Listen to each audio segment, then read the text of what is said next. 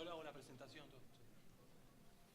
¿Qué tal? Muy buenas tardes. Bienvenidos a Caper 2014. En esta 23ª edición vamos a dar comienzo a la conferencia Grabando en Aire, Mar y Tierra. 5 profesionales de ADF, autores de fotografía cinematográfica argentina, nos van a transmitir sus experiencias en tomas aéreas, subacuáticas y efecto Matrix en producciones nacionales y extranjeras. Con gran cantidad de material van a estar abordando esta temática. Quienes se encuentran presentes como disertantes: Gabriel Pomeraniec.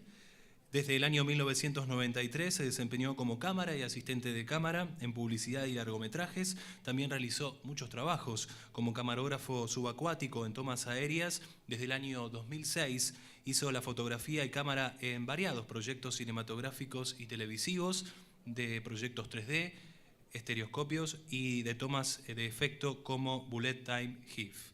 También se encuentra Alejandro Reynoso, director de fotografía, operador de cámara subacuática y operador de Steadicam. Después de formarse en el CFP SICA y egresar luego de la ENERC, ha participado en el rodaje de largometrajes, cortometrajes, comerciales y documentales como director de fotografía y camarógrafo, buzo certificado de PADI y CMAS, formado en imágenes subacuáticas con Sergio Massaro y Gorka Lergrec de España. También es operador de cámara subacuática en programas y documentales para TV, cortometrajes y largometrajes. También se encuentra presente en esta conferencia Santiago Braga Menéndez, que estudió Ingeniería Aeronáutica y Cine. Desde el año 1990 trabajó como asistente de cámara en numerosos comerciales, largometrajes y videoclips. En el año 1994 comenzó a realizar cámara en helicóptero y desde el año 1998 hace cámara en esquíes para comerciales, entre los que se destacan las campañas de Visa para los Juegos Olímpicos de Invierno. En 2001 fue invitado por Matías Mesa, quienes trajeron de Los Ángeles el primer estanco 35 milímetros a la Argentina, utilizado en innumerables comerciales. En los últimos 2 años, su actividad principal son las filmaciones aéreas junto a Iván Stausti en este nuevo medio que es Hexacóptero. También se encuentran Juan Lima, de ADF, es operador de Steadicam, más de 12 años de experiencia. Inició su carrera en México para el mercado en Latinoamérica y también en los Estados Unidos. En los últimos años trabaja en Argentina, en cine y en publicidad. Y también nos acompañan en esta conferencia Iván Stausti. Inició su carrera en el área de cámara en el año 2000. Paralelamente comenzó a trabajar de asistente en Steadicam con Guillermo Nespolo. En el año 2007 pudo volcar su experiencia en cámara al buceo y sus primeros trabajos subacuáticos le llegaron a través de Santiago Braga, Matías Mesa y Segundo Cerrato. A fines del año 2009 construyó su primer hexacóptero para Canon 7D y con esto adquirió los conocimientos necesarios para operar los equipos más modernos, con los cuales realizó como piloto con aproximadamente 525 vuelos. Comenzamos esta primera conferencia. Bueno, mostrar. No hace falta aplaudir, ¿eh? No, era un chiste, bueno, esta por suerte es ya es mi segunda vez que estoy acá dando una conferencia. La otra vez fue hace un par de años de estereoscopía. Antes que nada queremos agradecerle a la ADF que genera este espacio para compartir junto con Caper y que nos convocó muy amablemente. En este caso nosotros imaginamos y vamos a charlar sobre las posibilidades tanto estéticas como técnicas, fundamentalmente, que hay en Argentina para filmar tanto bajo el agua como aéreas. Después vamos a devenir en algunas cosas como los gimbals, que están ahora muy de moda, en estos estabilizadores nuevos, y algunos efectos que yo vengo haciendo, que se llaman GIF o Bullet Time, que se hicieron populares con el efecto Matrix. Eso es solamente como un prólogo de lo que vamos a ir charlando para que tengan idea en general de todo lo que se va a hablar, de diferencias entre equipos estancos flexibles, rígidos, elementos para iluminar, formas de iluminar, drones y helicópteros grandes con monturas. Lo que me resta pedirles es que intentemos esperar a hacer preguntas al final de la exposición, para así nosotros nos podemos organizar con todo lo que tenemos para contar, y después sí, supongo que irá con un micrófono inalámbrico circulando para poder preguntarnos a todos o a cada uno en particular lo que quieran. Así que bueno, bienvenidos a la charla, y ahora empieza Ale mostrándonos un PDF, un PowerPoint sobre la parte subacuática. Buenas tardes. Bueno, esta primera parte lo que vamos a hablar es de la grabación en agua y los múltiples factores que se tienen que tomar en cuenta para encarar este tipo de grabaciones, ¿no? Bueno, lo primero sería meter la cámara en un estanco, ¿no? Las cámaras no están preparadas para recibir el agua, salvo las Nikonos, que son específicamente para eso. Entonces, bueno, hay que estancarla, hay que cerrarla de alguna manera para que no entre el agua. Después vamos a ver qué tipo de lentes queremos utilizar para el plano que estamos buscando. Vamos a ver cuáles son los lentes que nos convienen más, depende del tipo de plano. Lentillas, si vamos a priorizar lentillas o no, si usamos filtros. Los puertos, que serían la ventana a través de la cual el lente, vemos la imagen a través del lente.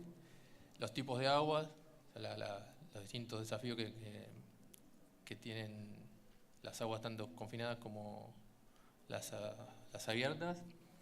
La iluminación y después la logística, todo lo que llevar al personal y los equipos hasta ahí. Lo primero que vamos a hablar de los estancos, y que hay dos como grandes grupos, que serían los rígidos y los flexibles.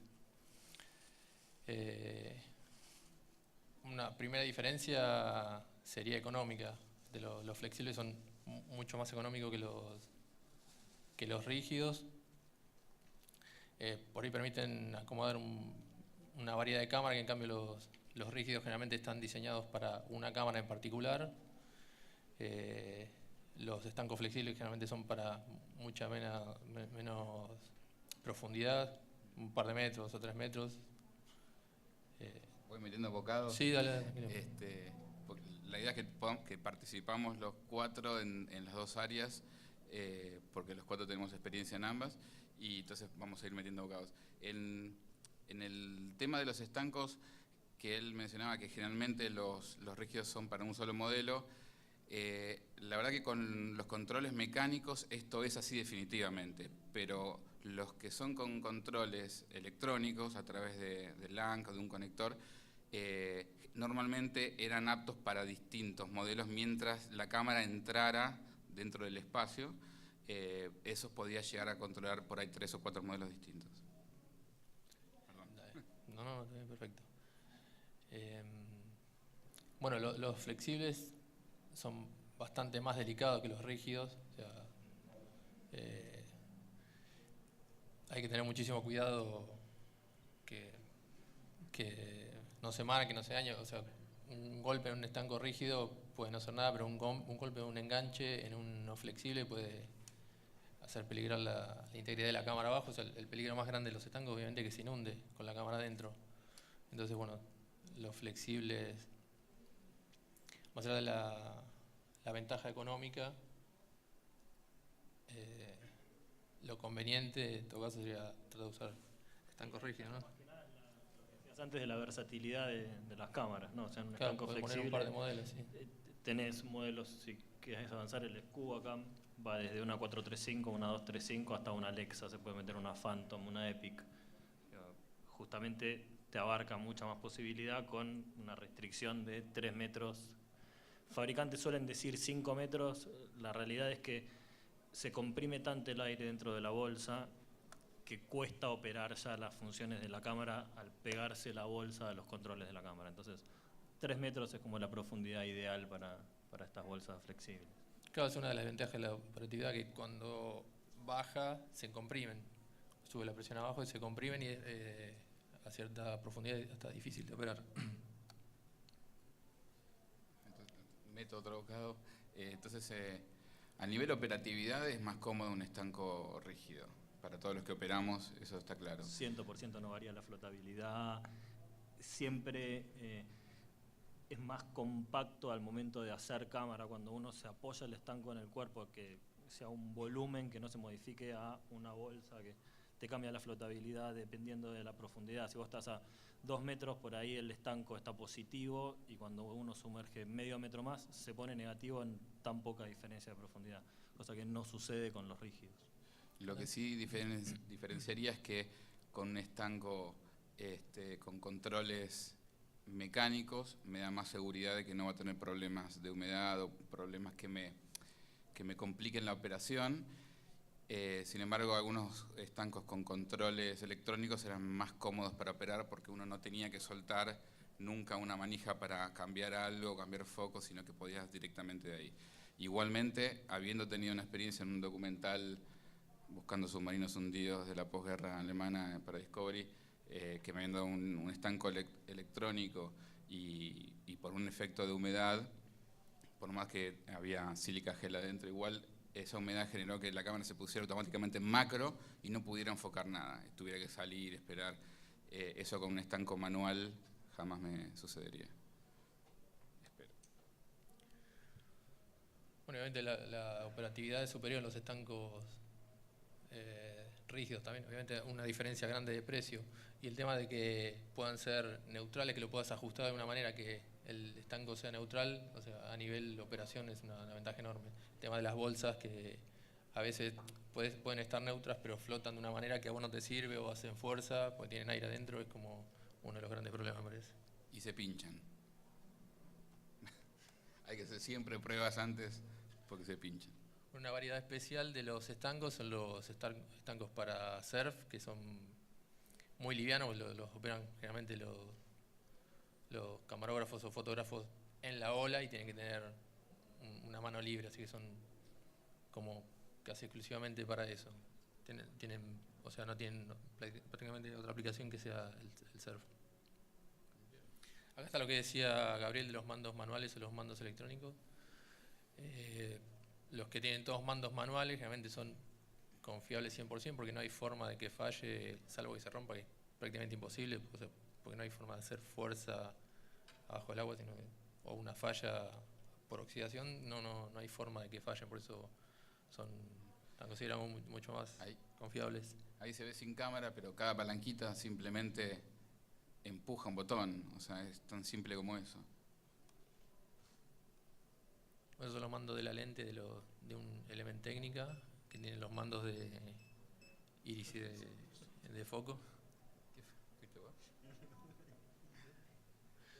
Voy acá un ejemplo de mandos electrónicos. Uno es un estanco para una Sony F700, que a la cámara se conecta vía LAN-CE, y otro que tiene servos para manejar los motores. Desde afuera del estanco lo que manejas es una perilla, un potenciómetro eléctrico que maneja un servo adentro. Una de las partes más importantes de los estancos es el port, o el puerto, la ventana por donde ve la lente, y bueno, hay como dos diferencias fundamentales. Acá Iván Bueno, básicamente lo que pasa es, ¿vieron cuando uno mete en un vaso una pajita y viene bien la pajita y de golpe dobla para abajo? Eso es por refracción, la luz se desvía cuando cambia el medio. Entonces lo que pasa con los dos puertos, hay uno que es plano, que es un vidrio que le pones adelante. Si los rayos de luz viniesen así, pegan el vidrio y se ponen más planos. ¿Qué quiere decir eso? Se pone todo 25% más cercano. Vos pusiste un 16, se te transforma en un 20, una cosa así. Eso es uno de los problemas, pues mucho más graves, que hay un montón de aberraciones ópticas que se disparan. Sobre todo empiezan a aparecer en los contraluces unos bordes muy raros, el rojo empieza a hacerte un fantasma y demás. Cuando vos haces un puerto domo, el puerto domo corrige esa aberración. Entonces, en el cambio de un medio a otro, el que es así como un domo, los rayos de luz siguen iguales. El lente es igual, no hay más aberración de ningún tipo, se ve bárbaro. Digamos que para mí los buenos son los que tienen domo, es mucho más fácil laburar. Y lo otro que pasa es que tenés mejor foco y más definición, por eso tenés los dos. Cuando vos necesitas hacer una toma dentro y fuera, un tipo viene esquiando, se cae, lo seguís para abajo, no puedes usar el domo porque afuera no te sirve para nada. Por eso básicamente se usa el plano. Y aparte es bastante más barato el plano, no se me ocurre otra cosa, otra ventaja del plano. Sí, el port plano, digamos, como te aumenta el tamaño de la imagen, la magnificación esta, la diferencia de densidades, se usa para macro más que nada. Sí, y por ahí se cuando ve mal, aparte. Es básicamente sí. para uso general. Si no vas a salir, tiene ese problema. El tema es que a veces se nos pide que trabajemos a media agua, viendo parte sumergido y parte afuera, y ahí es donde por ahí entra más en juego el puerto plano. El plano es una solución cuando tenés esos planos a media agua y tenés que bancarte la diferencia, que la parte que está sumergida tiene una magnificación del 25%.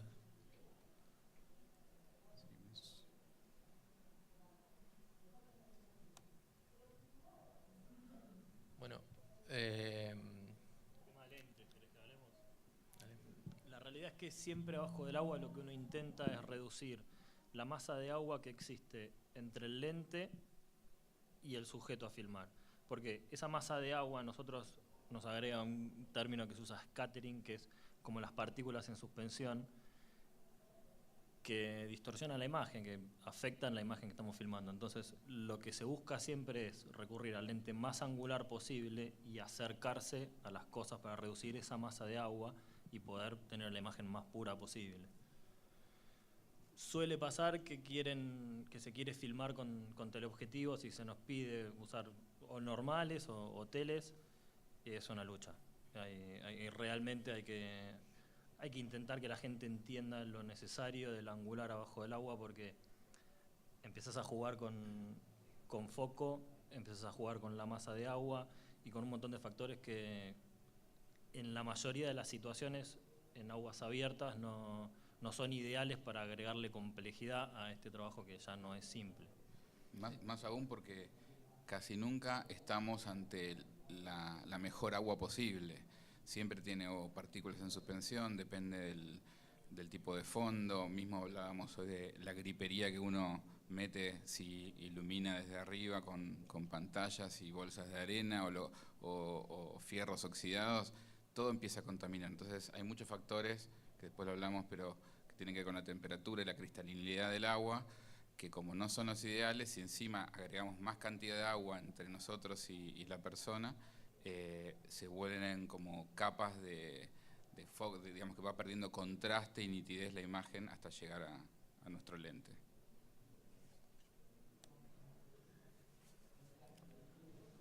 y otro de los factores que tenemos que tener en cuenta es la reproducción cromática a medida que nos sumergimos.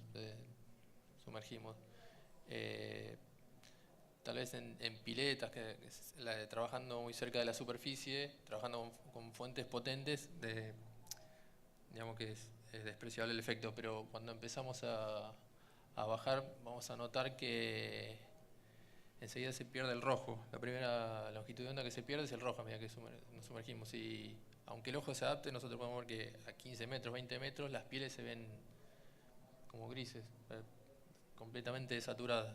Después vamos a ver un ejemplo muy bueno que traen los chicos del trabajo con la dirección de arte, de cómo reforzar en un caso específico estos rojos, ¿no? Bueno, básicamente, por ejemplo, los modelos tienen que estar pintadísimos, aunque sean mujeres súper pintadas y hombres también, y rojo, y parecen payasos, y lo ves afuera y está mal, y hay que convencerlo, porque bajan 2 metros y son muertos, si no. Entonces, suele ser bastante exagerado todo, y todo lo que ves y chequeas afuera del agua es una porquería, la verdad.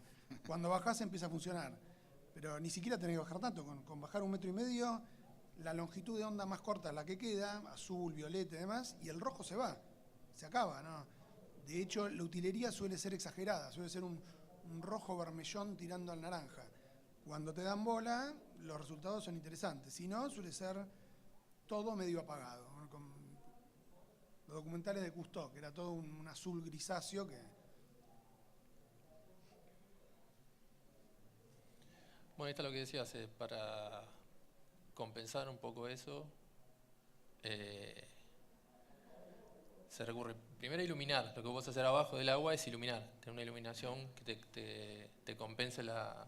Claro, si si vos lográs contener una iluminación cercana subacuática, lo que haces es recuperar esos colores que se perderían si dependieras de la fuente de luz que está 2, 3 o 10 metros arriba. Entonces, la cantidad de agua que hay entre la luz que tenés cerca del objeto iluminar y el objeto es mucho menor y los colores vuelven a aparecer. Claro, lo que te filtra es el agua. O sea,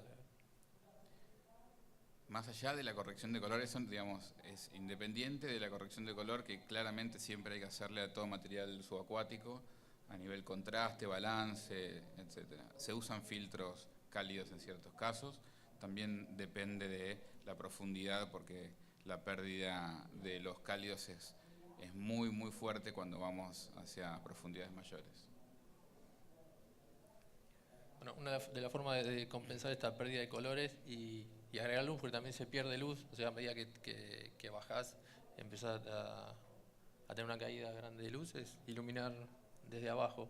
Y bueno, hay luminarias especiales para trabajo subacuático, hoy por ahí se consiguen desde pares hasta LED. O sea, hace un tiempo lo único que se podía sumergir eran tungstenos sellados, y bueno, empezaron a aparecer marcas como Hydroflex que sellaban los Kinoflow y los pares para poder utilizar debajo del agua.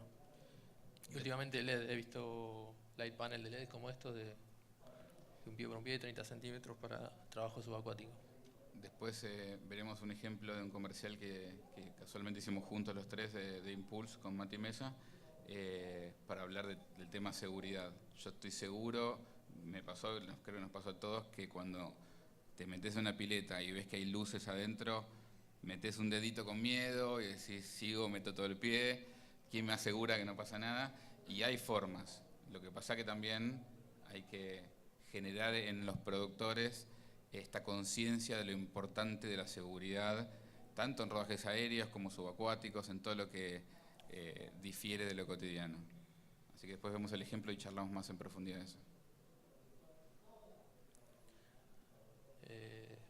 Algo bueno para agregar que en un sistema completo, como sería en tierra, lo ideal es comunicarse con los técnicos y con los actores, ¿no? O sea, debajo del agua es... o si sos buzo te manejas por señas, pero bueno, idealmente el director se puede manejar guiando a los técnicos y los actores con un parlante subacuático para que los escuchen todos y de forma exclusiva con los buzos con unas máscaras especiales que tienen un intercom. Y los estancos de alta gama tienen todo salida de video, así que desde fuera del agua se puede chequear el encuadre y poder dar las indicaciones. Igual más allá de la salida de video es increíble el tiempo que se ahorra al existir una comunicación director-operador subacuático. Porque si no, te la pasás teniendo que subir, a tener charlas, a ver, a corregir, volver a bajar, y realmente es mucho el tiempo que se ahorra y la precisión que se puede lograr en canalizar la idea del director. Aparte, hay veces que los actores pueden improvisar algo, un movimiento, y el director tiene ese poder de pedir, que si no, no existe. Hubieras hecho, lo hubieras tomado más de abajo, bueno, queda. Entonces, realmente es una herramienta tanto para el director de fotografía como para el director de poder controlar lo que está sucediendo ahí abajo. Buenísimo. A ver, algunos de los factores que afectan el trabajo. Perdón, digo, ahí abajo a veces es ahí al lado, porque hay estudios, bueno, ese estudio donde hicimos el comercial de Impulse, básicamente tenía una ventanita y vos estabas parado y al lado de la situación y había contacto visual. Entonces no siempre es que uno esté lejos, sino que realmente uno si no escucharía absolutamente nada. Bueno, como vemos, el trabajo en el agua es mucho más complejo que el trabajo en superficie. Por eso lleva también mucha planificación y también mucho más tiempo. O sea, los rodajes suelen, aunque parezcan la propuesta generalmente es una pavada. La propuesta es como que es algo sencillo, pero realmente el rodaje en el agua, bueno, hay que como alertar a los productores, a los directores, que realmente puede llevar mucho más tiempo de lo que parece, mucho más trabajo de lo que parece, mucha más planificación de la que simple. Y hay que tener, vuelvo al tema de la seguridad, mucha conciencia en la seguridad de la gente que está trabajando, tanto de los actores como de nosotros mismos. Hay que ser siempre fuerza para contar con un buddy, con un compañero de buceo que esté más atento que uno todavía en nuestras normas de seguridad, la profundidad, cuando hay que hacer las paradas de compresión, etcétera. Especialmente trabajando en profundidad, no hablo de una pileta, ¿no? Y aún sí en pileta, los buzos de seguridad son fundamentales. También tenemos un ejemplo para contar. ¿Lo querés contar ahora, Santi? Bueno, seguimos con Impulse. Nosotros firmamos una Impulse que venía muy complicada, era muy cara y demás, entonces querían abaratar. En las charlas previas yo lo que pedí era un corte de corriente, que cuando haces el curso en Los Ángeles, yo hice el curso en Hydroflex, y les parecía ridículo que no quisieran llevarse de acá un corte de corriente, porque el corte de corriente es fundamental. Llegás a estar con un set con 180 kilos de luz arriba de la pileta, y si cae algo realmente te electrocutás. No es que no es que se va porque el mar es grande en una pileta, un estudio chiquito te puedes electrocutar. Bueno, esta gente no quería poner el corte de corriente y demás. Finalmente fue, bueno, si no, no lo hacemos, si no. Llevaron un corte de corriente, pero no un corte de corriente para cuerpo sumergido. Eso es como la tolerancia de un jacuzzi, que es para que no te dé patada, para que realmente no te pase nada. En el medio del rodaje del comercial este de Impulse era una chica que, lo de siempre, un chico olía Impulse y le llevaba unas algas en vez de flores. En un momento yo estaba haciendo cámara así y siento una patada horrible en la espalda y se corta la luz. Nos quedamos todos sumergidos en la oscuridad, vemos qué pasa. Al minuto alguien prendió, la chica estaba sin el respirador, casi se ahoga, fue bien grave. El buzo de seguridad, que por suerte estaba atento, no sé, pasaban 20 segundos, algo así, la encontró, le puso la fuerza al respirador y zafó. 2 cosas pasaron ahí. Bien el buzo de seguridad, bien el corte de corriente, mal que el corte de corriente no era el adecuado, entonces a mí me dio patada, no es que... Pero lo otro era bastante más grave. Bueno, al productor le parecía que no era tan grave. Me dijo, bueno, si no hubiese estado no te hubiese electrocutado. Es así de grave, sí, te electrocutás. Si viene un retorno por el cable de video, te pasa eso. ¿Tenía que ser graciosa la anécdota? No era graciosa. No, el tema de la mina que quedó oscura y le llevaron el aire. Y sí, ¿no? Esta se quedó en la oscuridad, lastrada, la modelo, y quedó en el fondo, no había forma de subir. La vio el buzo de seguridad, o sea, estaba muy atento al buzo de seguridad, que la alcanzó, lo rajuñó todo, porque estaba histérica la pobre piba. Y bueno, finalmente le puso el respirador. Y con respecto al agua y demás, hay distintas versiones. Y para mí hay que ir con un test de alcalinidad de piletero, así, la más simple de todas, y ver el cloro y la alcalinidad. Si están los valores vas a filmar bien, si no, no. A veces se dice que hay que hacer un montón de procesos distintos, todo. Muchas veces piden agua turbia porque quieren que parezca el río o el mar o lo que sea, y te juegan contra, porque para turbio está la realidad. Vos te alejás esta distancia que tenemos nosotros y ya se ve mal. Entonces, te conviene este impecable, y después si querés lo tocas un poquito y vas para otro lado.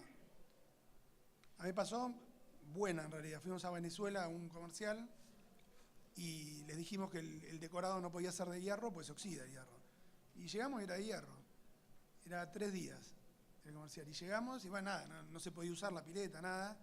Nos pagaron una semana de ir a bucear a un lugar re lindo, todo, hasta que hicieron un decorado de aluminio. Pero bueno, pero productivamente es bien grave, digo, ¿no? Hay un par de cosas que hay que escuchar a los que van con el estanco porque no es tan opinable. No es que podés entrar y empezar a opinar de lo que te parece. Hay una forma de hacerlo, hay que hacerlo, ¿no? Bueno, y a todos nos ha pasado a un director que nos pide probar, o un director de fotografía, probar a hacer la cámara a él y jamás buceó en la vida. Y vos estás al lado de un tipo que parece que se ahoga, se desespera, pero él quería hacer la toma y lo tienen que socorrer y después queda como un papelón. O la anécdota de Iván del borracho, sí. Está muy bien. No, corto, misma situación, un director de fotografía que quería probar a hacer la cámara y como no había buceado nunca, estaba nervioso y le pareció una buena idea calmar los nervios con whisky.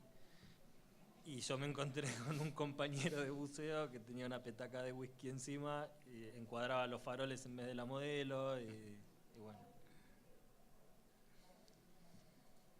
Bueno, por ahí, para no extender tanto en esta parte, es como, sí, eso que atendiendo por ahí a la gente que tiene más experiencia en esto, que uno a veces desde afuera, de la percepción del director o del productor, cree que realmente es sencillo, es un trabajo sencillo y le adjudica por ahí cierto tiempo, cierto presupuesto o cierto esfuerzo, o sea que la contratación de personal calificado lo que hace es que vos puedas aprovechar el poco o mucho presupuesto que tengas. Eso como para cerrar. Bueno, vemos algunos de los ejemplos del Impulse, que ya se hizo famoso.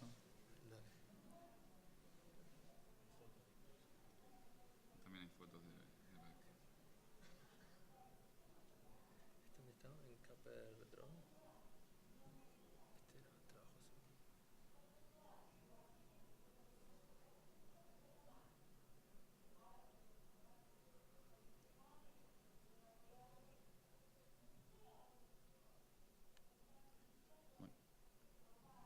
Entonces, repito, este es un ejemplo de trabajo en estudio inundable.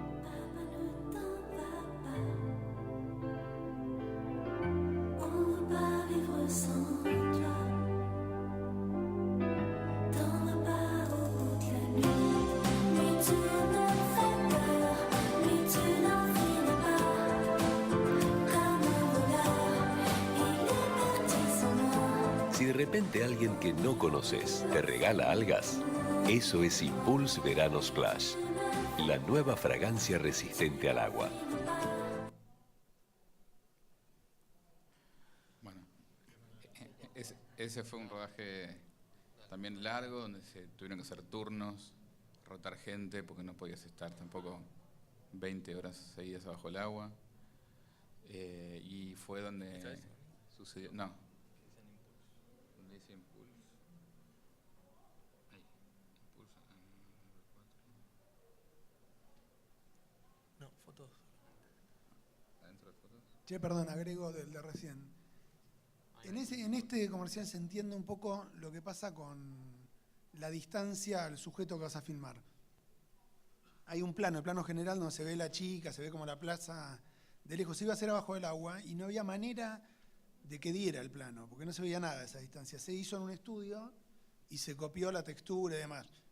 No está con una calidad increíble cuando lo ves y estuviste medio en bajón, porque no... Y sí, en estas mismas se ve, el buzo de seguridad que está al fondo ya no se ve. Eso es lo que suele pasar, o sea, los planos abiertos son complejos.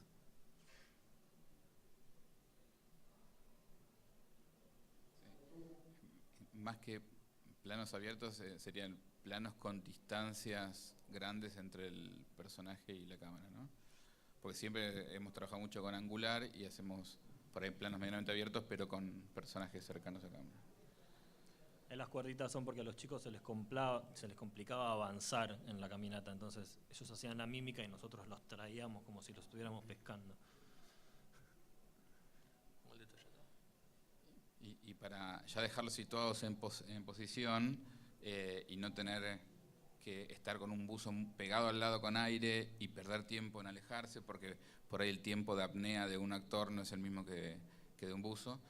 Se usaban narguiles con mangueras largas para dárselo fácilmente y una vez que íbamos a toma se retira rápidamente y es poco el tiempo perdido.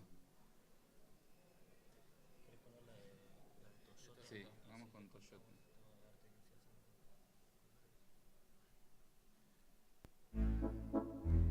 Otro comercial de Toyota.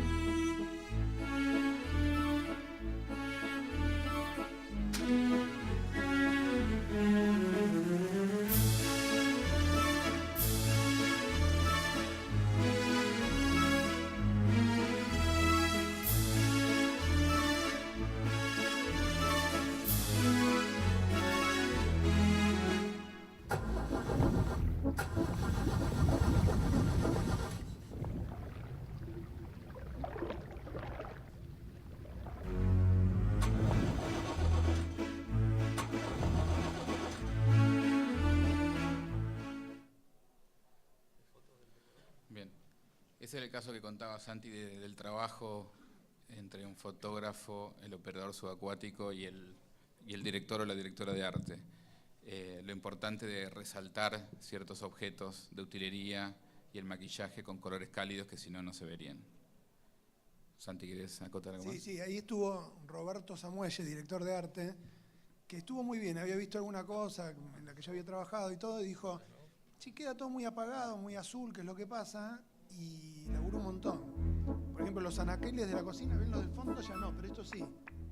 Estos tienen un rojo así furioso, el bolso era increíble, por lo que te digo.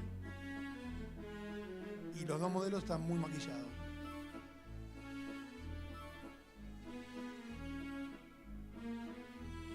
La verdad que siempre parece fácil cuando uno lo ve, pero el estar ahí abajo siendo actor, no uso, con los ojos abiertos, expresividad, todo, no es fácil.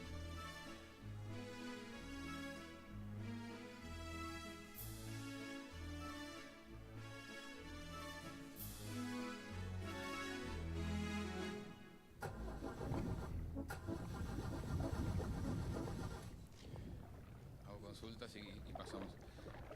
Bueno, vamos a pasar a la parte aérea de esta charla. Estábamos pensando por ahí, si dejamos para el final, por ahí se les olvidan. ¿Alguien quiere hacer una pregunta ahora sobre todo este mundo subacuático? Sí, ya veo una por ahí. La parte cuando los actores están adentro del auto, que era bastante peligrosa en sí, porque estaban atrapados ahí, ¿cómo se la manejó? ¿Los aclimataron primero? Pregunto. No, está buenísimo. Son dos chicos que hacen nado sincronizado y se quedan 2 minutos re tranquilos, esa es la verdad. Lo que hicieron hacer, sobre todo la chica, querían una modelo que estaba cómoda en el agua, pero cuando hicieron el casting, vieron que no se podía meter al auto. Básicamente eso, se metía, le daba miedo, era peligroso de verdad, porque no había forma de ocultar tanques, ni respirador, ni nada. Estaba el backup, era la chica que hacía nado sincronizado y fue ella. Y el otro también, es uno que... Yo nunca vi a nadie que haga nado sincronizado, salvo en los comerciales. No, nunca vi nada de nado sincronizado, no sé dónde salen. De golpe hay nado sincronizado y aparecen esto que...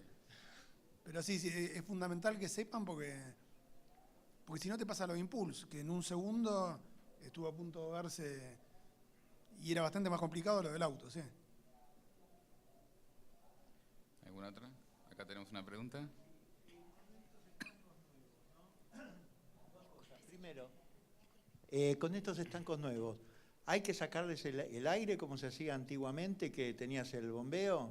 Esa es una. Y la otra, ¿qué pasa con las cámaras digitales que calientan?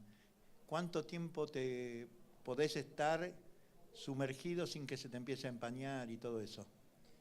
El tema de cuando se empaña el domo no suele venir de la mano con la temperatura de la cámara o las cámaras que levantan temperatura, sino más bien con la aclimatación que uno le haga al equipo antes de sumergirlo y la temperatura del agua de la pileta.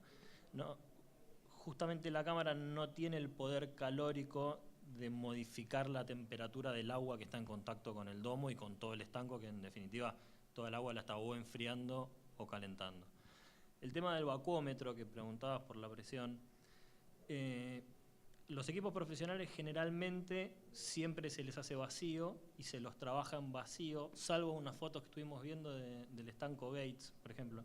El estanco Gates tiene una cosa que para mí es un talón de Aquiles, que no hubo forma de lograr que la cámara red se comunique con el monitor con un cable que no sea el original. O sea, Gates hizo varios prototipos, nunca dio buen resultado la monitorización. Entonces, Red lo que le sugirió a Gates es usar un cable de red original. Para eso lo que hicieron fue utilizar el cable original pasado por una vaina que simplemente es un termocontraíble con 2 prensacables en la punta. ¿Qué pasa? A ese estanco se le hace un vacío previo a la inmersión para comprobar que todos los O-rings estén sellando bien, pero antes de sumergirlo recomiendan quitarle ese vacío, o sea que vuelva a la presión normal. ¿Por qué? Al tener el cable que sale del estanco del monitor y entra al estanco de cámara con un simple cable y un termocontraíble, cualquier cosa que cortase ese cable haría que al estar en vacío el estanco el agua entre a presión y se inundaría en medio segundo. Entonces es que sugieren que uno le quite el vacío, pero siempre se utiliza para chequear que todos los sellos estén bien. Pero bueno, un poco también depende del costo del equipo, de lo profesional del estanco, porque los estancos chicos muchos no lo tienen, esa posibilidad. Y lo otro, lo de el calentar, hay veces que sucede más cuando uno deja, si uno es negligente y deja la cámara al sol con el estanco cerrado, discutiendo con el director de fotografía sobre el encuadre o algo, por ahí es ahí donde se está produciendo el error. Hace poco nos pasó con un estanco que estaba Mati Mesa con una bolsa, bueno, no es una bolsa, un estanco flexible, que la cámara calentó mucho. Era una pileta de un hotel donde a veces ya de por sí hay como cierta calefacción y encima era todo vidrio donde entraba el sol directo. Y tiraba la palmerita de la Alexa y calentó varias veces y había que parar, enfriar. En los estancos que son flexibles es muy común eso, porque justamente el estanco por sí mismo no tiene un poder de absorber las calorías. Los que son de goma sí son bien... Bueno, podemos pasar entonces a la parte de aire. Igual si les queda una pregunta colgada al final, si tenemos tiempo, la revisamos. La parte de aire, lo que teníamos era un poco la idea de dividir primero en sistemas de grabación en helicópteros grandes, que pueden ser tanto sistemas cerrados como el Cineflex o algún otro donde uno no puede llevar su cámara, sino que ya uno va a un helicóptero que tiene su sistema, su cámara, que en realidad está como desarmada y armada en esa burbuja. Monturas para helicópteros llamados grandes y después filmaciones con drones, que es un poco también lo que se está poniendo de moda ahora, y que los chicos para mí son de los que mejor lo hacen acá en el país, y lo digo porque hemos hecho cosas juntos que realmente veníamos contándonos juntos una experiencia que tuvimos de montar una cámara. Además era una cámara estereoscópica, lo cual hace todavía un poco más complicado, en una cabeza giroestabilizada, con un helicóptero grande, el cabezal Scorpio, era como una mega producción a nivel técnico, y el resultado que tuvimos no fue lo que nosotros hubiéramos querido. Lo volvimos a hacer, pero con el dron, que es un ejemplo que vamos a mostrar ahora, y quedamos re contentos. Bueno, Gaby a mí cuando me llamó me dijo que yo podía hablar, yo trabajé mucho con sistemas en helicóptero real. Como que yo hablara de eso y todo, no me dan ganas, a mí me gusta 10 veces más esto, entonces no soy fanático, me parece que le ganó y por mucho. El helicóptero real tiene, que es divertido hacerlo, de verdad, digo, no... Es divertido volar, vas abierto, ahí medio una aventura, es linda la sensación. Pero tenés que volar muy alto, por seguridad tenés que volar muy alto, muy lejos de lo que tenés que filmar. Es muy engorroso todo, no podés usar hora mágica, suponete que estás el aeropuerto donde está autorizado el helicóptero está a 30 kilómetros del set. Bueno, tenés que salir bastante antes, porque te perdés la hora mágica porque no podés filmar con hora mágica, porque tenés que llegar con luz para poder aterrizar. Y el trabajo que hicimos juntos es clarísimo. De hecho, se puede mostrar lo que hicimos con el dron nada más, porque el otro no era utilizable, era unas estructuras de AISA que se ven, con el helicóptero grande se veían de arriba. Y con el dron se ve, estamos pegados. Yo creo que le gana en muchos aspectos. Hay muy pocas cosas que el heli real le sigue ganando, ¿no?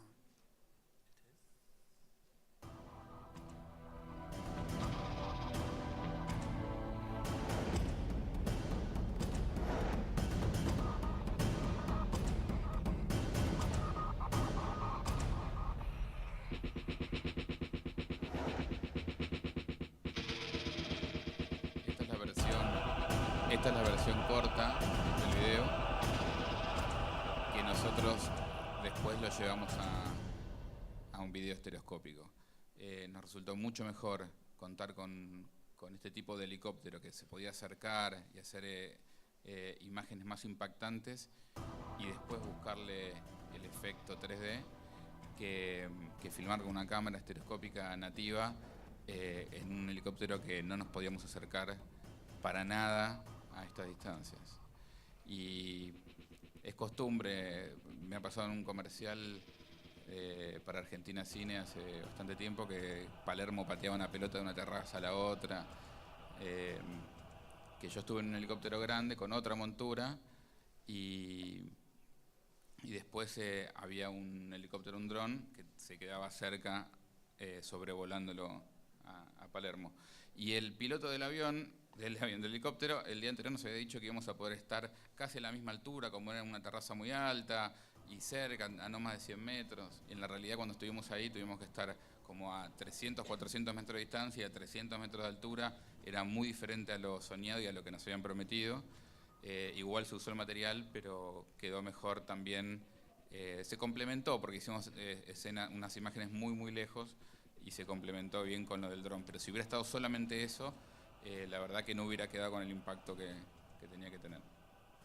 Entonces, lo que veníamos diciendo es que estamos de acuerdo en que hoy hay una tecnología y una herramienta que nos da la habilidad, nos deja contar historias realmente mucho más cerca de nuestros personajes. Más allá de que estemos en un paisaje, porque uno puede irse al Cañón de la Buitrera, donde por ahí hay menos regulaciones y podés querer volar, pero siempre el tema de poder estar cerca y desplazarte con este lente angular como que genera una imagen más potente. Sí, por ejemplo, esto es un lugar que no hay otra forma de verlo agradable, es el SEAMSE, una planta de tratamiento. Es muy complicado poner una cámara en algún lugar y que lo que se vea sea lindo. Esta herramienta nos permite hacerlo. No sé, ¿querés hablar del Tanto tema es del así tele? de esto que el tipo del SEAMSE no lo podía creer. Es realmente desagradable el lugar. Y esto estaba buenísimo. O sea, aparte no hay olor No ni hay nada olor. acá. Yo iba a decir lo mismo. Es muy complicado laburar en el SEAMSE. Y esto era genial. Y ellos no lo habían visto nunca así. Lo habían visto de helicóptero muy alto. Básicamente lo que pasa con el dron es que estos monstruos raros empiezan a ser agradables al ojo. Y te movés, y hay profundidad. Es de lo mejor que tiene el aparato, me parece.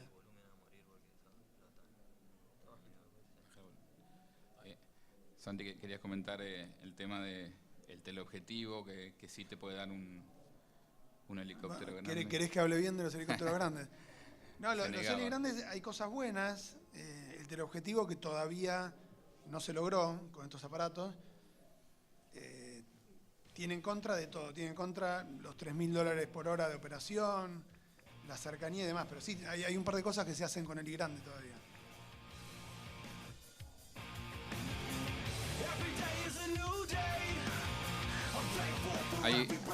Hay un caso también que nos pasó de una filmación de un comercial para España en donde se quería simular la famosa toma de la película, ¿cómo se llama? La ganadora del secreto de sus ojos. Sí, me necesito a alguien que me recuerde cosas. Y teníamos el estadio lleno, tenían ellos el estadio lleno, yo estaba como técnico HD.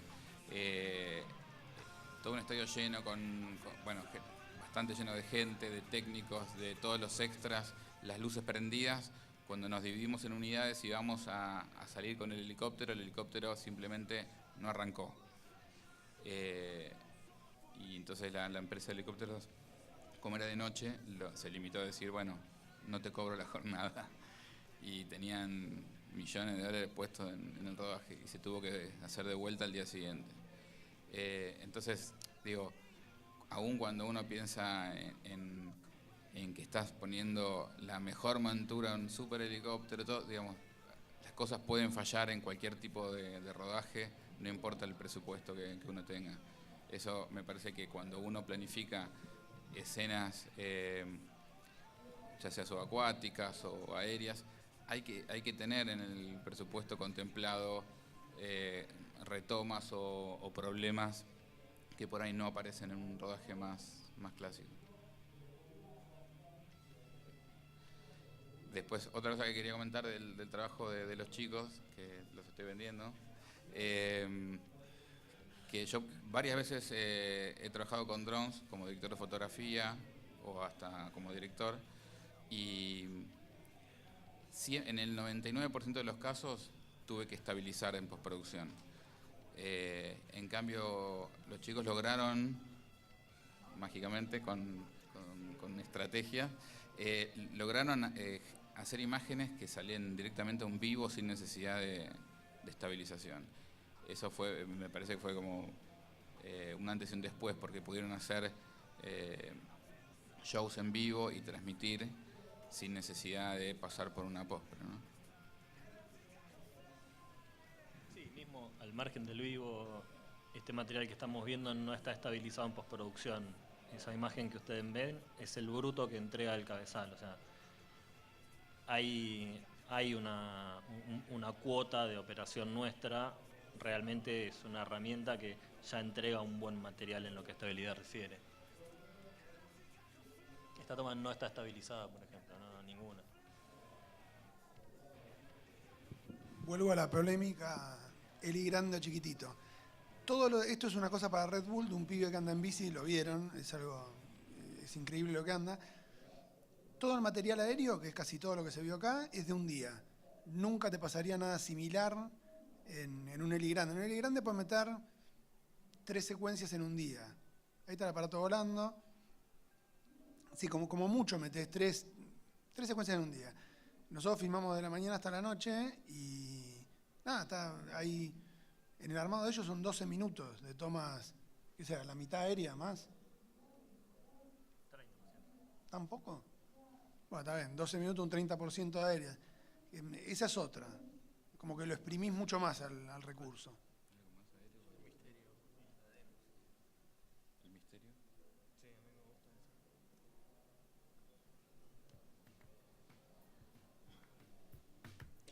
Esto es la película El misterio de la felicidad, que es algo, hoy cuando estamos viendo el material yo pensaba, hay algo interesante para los largos, que es que hay un primer plano, lo que sería un establecimiento que en el aéreo te da más aire en la pantalla. Yo me acuerdo verla, bueno, la estamos viendo en pantalla grande, es muy interesante como un establecimiento independientemente del recurso del aéreo.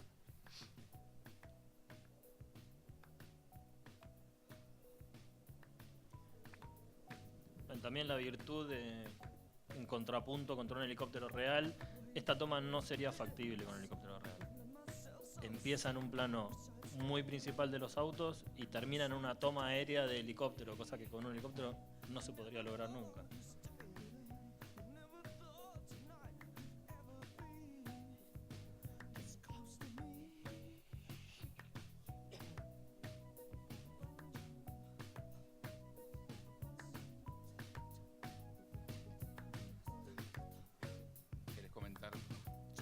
Te lo digo por micrófono. No sé si quieres comentar cómo trabaja la estabilización del helicóptero. Perdón, antes de ir a la cosa seria, el plano ese de General Paz, Iván se hizo el canchero mucho porque le preguntaron cuántas veces había que hacerlo, dijo una y lo metió en una. No lo digas vos, pero... Lo que tiene la estabilidad fundamental que tiene este equipo es que hasta este momento todos los sistemas de estabilización se manejaban con un solo sensor. Todos los gimbals que nosotros acostumbramos ver y eso tienen un sensor en la platina o en la montura donde está la cámara. Entonces, ese sensor que tiene giróscopos y acelerómetros detecta el movimiento de la cámara y lo compensa.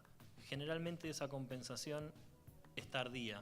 Entonces, nosotros notamos en la imagen que está estable, pero que hubo una intención de desestabilidad que fue compensada. Este equipo lo que tiene fundamental es que tiene dos de estos sistemas. Uno en la cámara y otro en la plataforma voladora, que a su vez, aparte de estar comunicados entre sí, están comunicados con el radiocontrol. Cuando uno le da una orden al equipo, el primer sistema detecta la orden, empieza a censar la desestabilidad y le avisa a la cámara, ojo, que me voy a inclinar. Entonces la cámara empieza a compensar antes de que nosotros nos demos cuenta. Y siempre está clavado.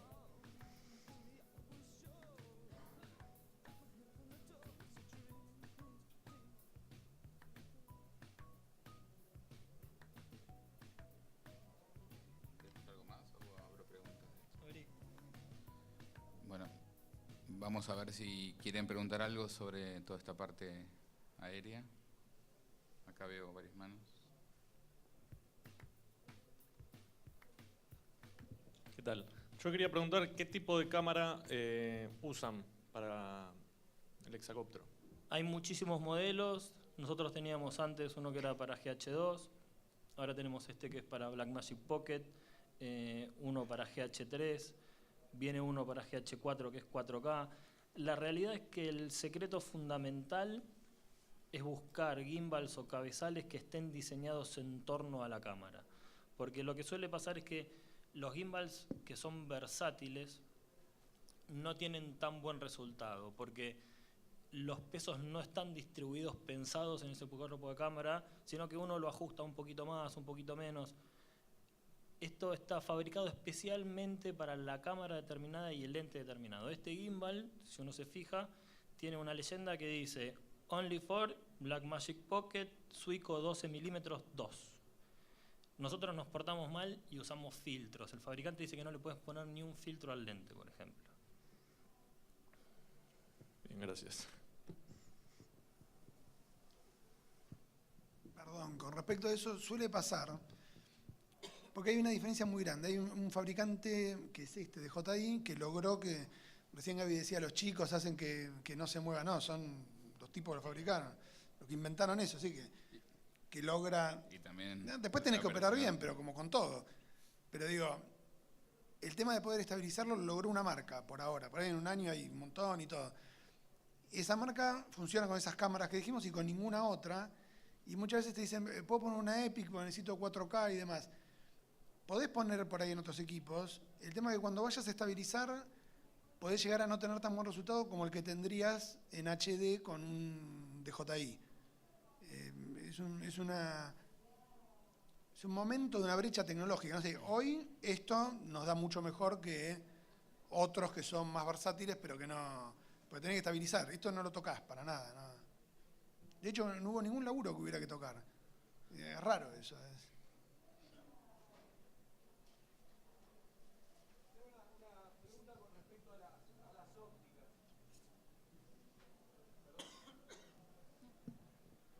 Con respecto a las ópticas que utilizan, que por lo general son angulares, gran angulares, ¿eso tiene una corrección por software?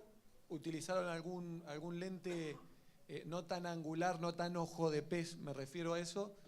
¿Y cómo laburan el tema de los tercios, que uno tiende a ver los horizontes en el centro para no tener deformidades de imagen? Espera, perdón, ¿dónde ves el horizonte del centro? No, acá no. Por eso te pregunto, ¿cómo resolvieron esa situación? Es una buena de DJI. DJI, cuando presentó el primero, que había dos opciones, o con la Sony Nex o con la GH2, a nosotros nos gustó más cómo daba la GH2, que tenía un 14 que lo hacían en colaboración con Leica, estaba bien. Usó siempre, esta por ejemplo se ve bastante el tema de cómo no deforma. Usó siempre ópticas que estuvieran corregidas, o sea, no... Hay aparatos que andan bien con GoPro. A mí no me vuelve loco la deformación de la GoPro. Sí, me parece que eligieron bien la combinación cámara óptica los de DJI. Porque si bien son angulares, que eso es verdad, eso sí que, si querés, se extraña del helicóptero grande. El helicóptero grande subías con un óptimo y lo usabas de punta a punta. Y está buenísimo eso. Dejás de extrañarlo cuando te puedes acercar y no deforma el angular. Ves que no tenés fugas raras, no hay... básicamente es eso, eligieron una buena combinación de cámara y lente. ¿Otra pregunta ahí? Una pregunta por ahí, tal vez un poco pava, yo la verdad que de esto no sé nada, pero en un plano como el del que veíamos recién, el del colectivo, ¿cómo se la arreglan? Primero, ¿dónde se posiciona el operador para ir siguiendo, digamos, el dron? Y ¿Y cómo se las arreglan para, digamos, no chocarse nada? Bueno, nosotros dos estamos pegados a la columna. ¿Por qué no chocó? Es una pregunta de Iván, que es el que maneja el aparato volador. Pongo los ojitos así. No, son horas, digo, práctica y horas de vuelo, no. Hay secretos, hay cosas que hay que hacer, que es nunca perder contacto visual con el aparato, hay cosas que muchas veces nos propusieron ustedes, como que te digan, se pueden quedar acá en la Capper y mandar la filmada a Palermo y que venga, y no. Por otro lado, algo que nos dijimos es cómo se opera. Iván vuela el aparato, yo hago cámara.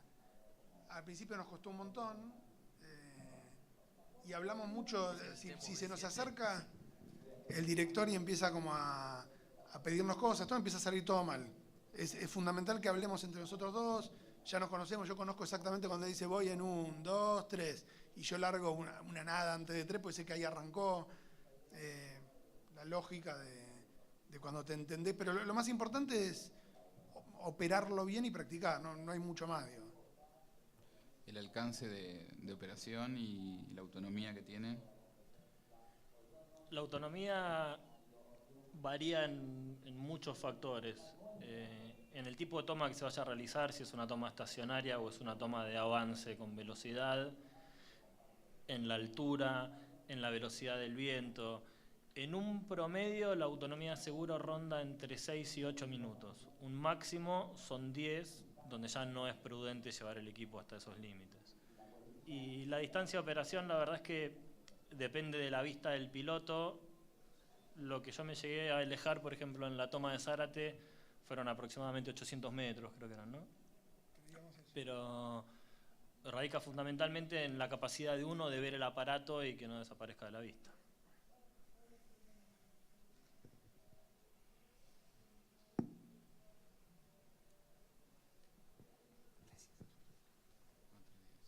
Yo tengo una duda bastante simple con respecto a cómo se hace el monitoreo de la imagen. O sea, vos piloteas el helicóptero, el señor Braga es, o Braga. El señor me gusta, un señor. Bueno, está bien. Opera la cámara, pero ¿cómo saben, o sea, cómo ven lo que la cámara está captando? Esto tiene un transmisor de video inalámbrico que trabaja en 5.8 GB, en este caso es de 2 watts, y vos mirá. Recibís la señal de video en un monitor en vivo. Cualquier cosa que vos hagas, la vas a poder monitorear en tiempo real.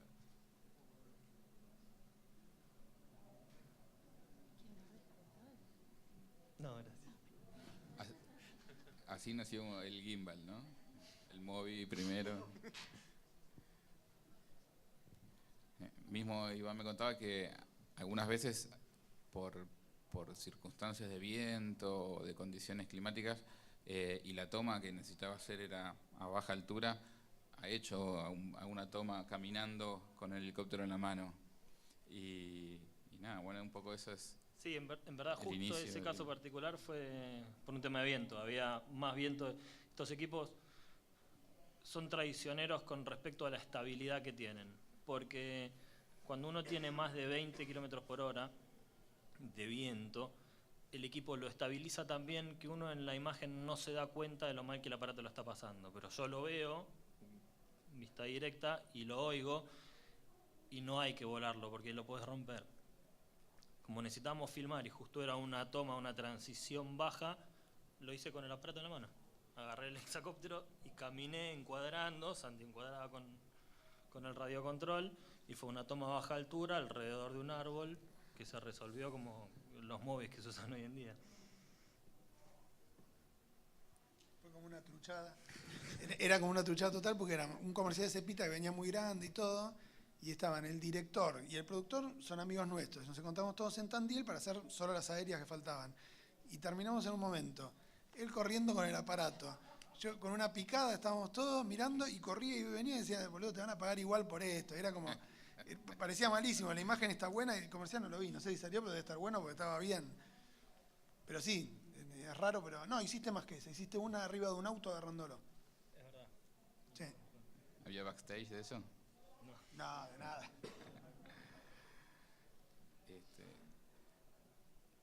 ¿Alguna otra? Sí. En el pasillo. Gracias. La operación de la cámara, los movimientos de cámara, los haces vos. Sí. Y él lo que hace, lleva el dron, nada más. Son independientes. No. O sea, cada uno tiene una función específica. La realidad es que si yo vuelo por cualquier lado, él no puede encuadrar.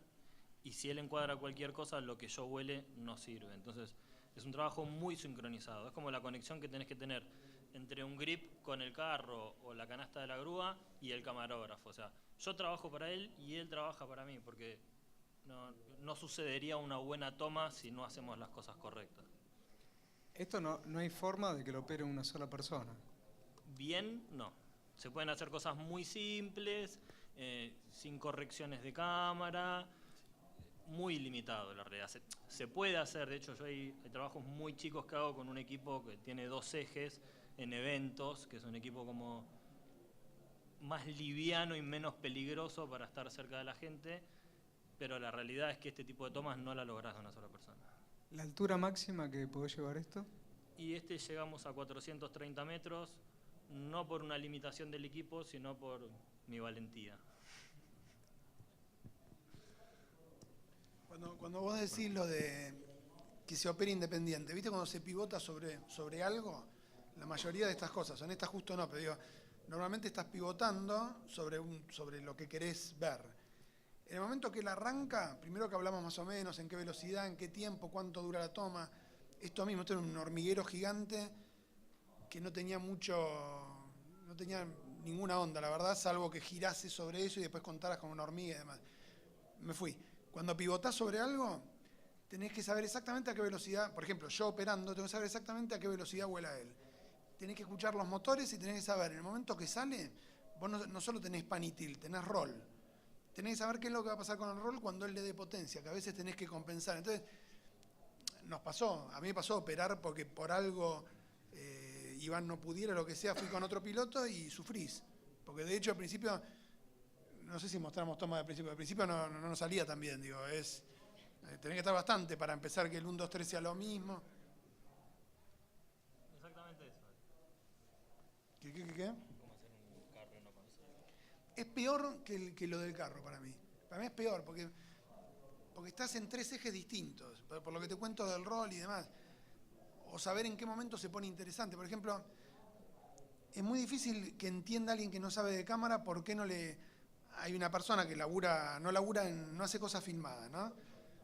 ¿Cómo se llama lo que hace Martín? Hace como cosas de mapeo, cartografía, mapeo, cosas así. Quiso hacer algunas cosas porque le gustaban de cámara y dice que todo queda mal. Cuando ve lo nuestro dice, no, pues ustedes tienen... Y sí, laburamos en cámara, ¿entendés? Si no entendés eso, no es que el aparato solo no hace nada. Es algo raro, suele pasar que te dicen, me compré uno pero no me gustó y no laburamos en cine o en cámara. Eso se aplica también, si querés, a la parte subacuática. Subacuático se aplica 10 veces más. Porque sí. Realmente mucho buzo ya experimentado dice, bueno, yo agarro una camarita, punto. Y entonces yo a veces pensaba, entre un buzo avanzado, sin conocimientos de fotografía, y un DF, pero que no sabe bucear, elijo el buzo, porque por lo menos va a sobrevivir a la toma, ¿sí? Pero igual tiene más chances de hacer las cosas bien el buzo. Sí, porque ya está más tranquilo con respecto a todo la norma de seguridad y entonces puede relajarse, sabe ubicarse donde tiene que ubicarse para en la toma. Pero cuando encontramos a alguien que sabe bucear, por más que no sea el mejor buzo del universo y tiene nociones fotográficas, enseguida se destaca con respecto al buzo que simplemente va a apuntar y va a grabar. Entonces, me parece que como que en muchos ámbitos el kilometraje, la experiencia, el haber pasado ya por no solo problemáticas y resolverlas, sino por distintos pedidos y distintos tipos de pileta, de tamaños, de profundidades en aguas abiertas. Me ha pasado hasta de... Cuando uno hace buceo deportivo, siempre se bucea en muy buenas condiciones. Normalmente no con mucha corriente, con buena visibilidad, en lugares donde uno está relajado, ya sabe que va a pasarla bien, que se tranquiliza, que no tiene una responsabilidad con respecto a nadie. Cuando uno va a laburar, tiene que tener una conducta como mucho más fuerte cuando va a hacer un buceo, y desde no marearse en una lancha si uno ya sabe que se va a marear mucho y después no va a poder hacer el trabajo, o si no tiene el neopren necesario para poder hacer un trabajo. Yo hice un documental en Malvinas con el agua que estaba a casi 5 grados y nada, me había llevado un traje seco, terminé usando un húmedo doble porque tenía que todo el tiempo tirarme del bote, grabar desde abajo, volver a subir, y la movilidad que me dejaba eso era mucho mayor. Pero yo sabía que iba a sufrir un cuchillito en la espalda que me iba abriendo y elegí eso. Pero cuando uno va a hacer un buceo deportivo, lo que busca es el confort.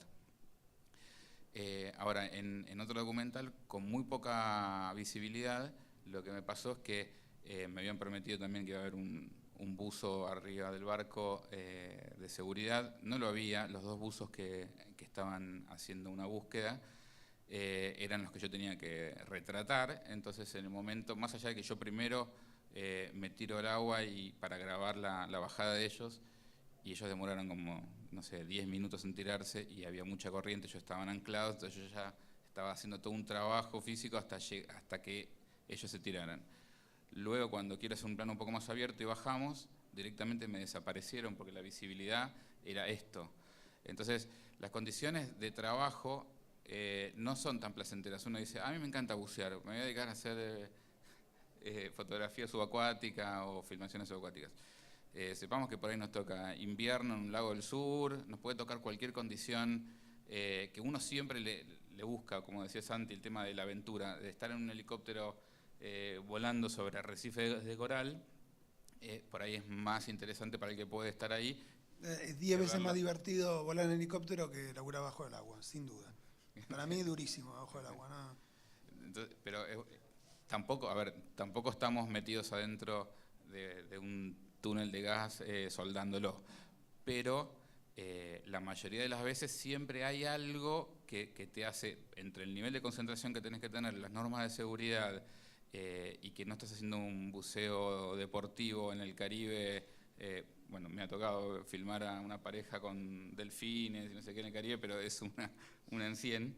Entonces, creo que lo de la experiencia y el haber pasado por un montón de situaciones incómodas te va haciendo cada día un poquito más fuerte para... A mí me pasó que un buzo táctico de la Armada Uruguaya una vez, los tipos están acostumbrados a hacer cualquier cosa, bajar, hacer un rescate de un naufragio sin visibilidad en el Río de la Plata, y estaban todos haciéndose los cancheros bien, de lo bien que buceaban ellos, y nosotros que sabíamos poco y todo. Y en un momento se me acerca y me dice, lo nuestro es bastante más complicado, porque yo no tengo un tarado que me hable como este, que era el director, que era así, machacaba sin parar, y es verdad, digo, no. Ahí veo 3 preguntas más. No, te quería preguntar acerca de qué tipo de cámara admite el dron. Y en una imagen, si tenés que hacer una imagen estéreo, se acepta doble cámara. Este equipo no. Este equipo es exclusivo para Blackmagic Pocket. Justo las imágenes que estamos viendo son del equipo anterior, que era para GH2. No, para hacer en estéreo necesitas un cabezal que te admita una cámara determinada, claro. A ver, yo hice filmaciones con drones estéreo, pero con la GoPro 3D. Y la verdad que yo sigo prefiriendo usar un dron con una buena imagen, más controlable, de exposición manual y que no deforme tanto, etcétera, y después buscarle para esos planos hacerle un efecto 3D de post que por meter un sistema que sea estereoscópico nativo después estés atado a una calidad que no es la que te gusta o un diafragma que corrigió automáticamente y no es lo que vos querías, etcétera. Pensando en que siempre trabajás, bueno, con drones a veces te puedes acercar más y generar una profundidad mayor, pero generalmente siempre trabajás mínimo 15 metros del primer objeto. Con lo cual, cuando haces paisajes, etcétera, para lograr realmente una estereoscopía fuerte tendrías que hacer una hiperestereoscopía, separar más las cámaras de lo que realmente lo separarías, y ya sería complicado para el dron. El tener dos cámaras que físicamente por ahí no las podés separar tanto. Entonces, en mi experiencia, que yo vengo haciendo cosas en 3D, fue mejor esa solución. Si vos tenés toda una película en donde tenés 5 o 6 tomas aéreas, yo seguramente haría la propuesta de que esas tomas se hagan de la mejor calidad posible en 2D y convertirlas. Sí. Hola, te hago una consulta.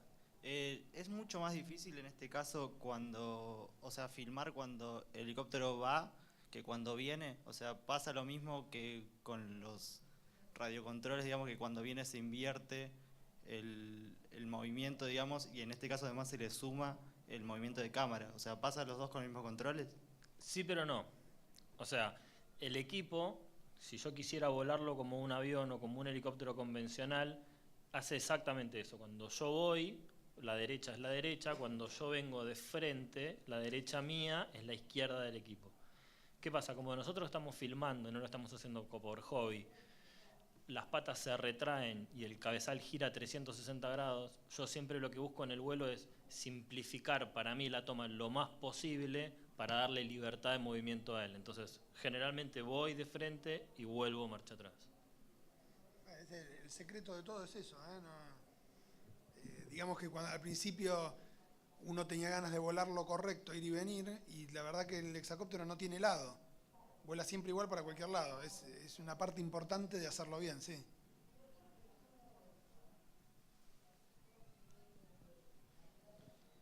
¿Usa GPS para volar? ¿Para pilotearlo? No. Lo tiene. Yo no confío yo no confío en ningún instrumento automático. Prefiero decidir yo y que no se equivoque él. Para lo que sí se usa el GPS es, hay veces que nos piden tomas estacionarias, quietas, y ahí sí, es donde yo suelto todo y como el automático fijo lo determina el equipo. Siempre que el equipo se traslade es porque yo le estoy pidiendo. ¿Y tenés una camarita de FPV para ver lo que...? No es muy aplicable, porque lo que suele suceder es que si yo me centro en la imagen de la cámara FPV, no tengo ni idea si lo estoy ayudando a Santi con el encuadre o no. Entonces, yo lo que necesito es, yo en mi radiocontrol,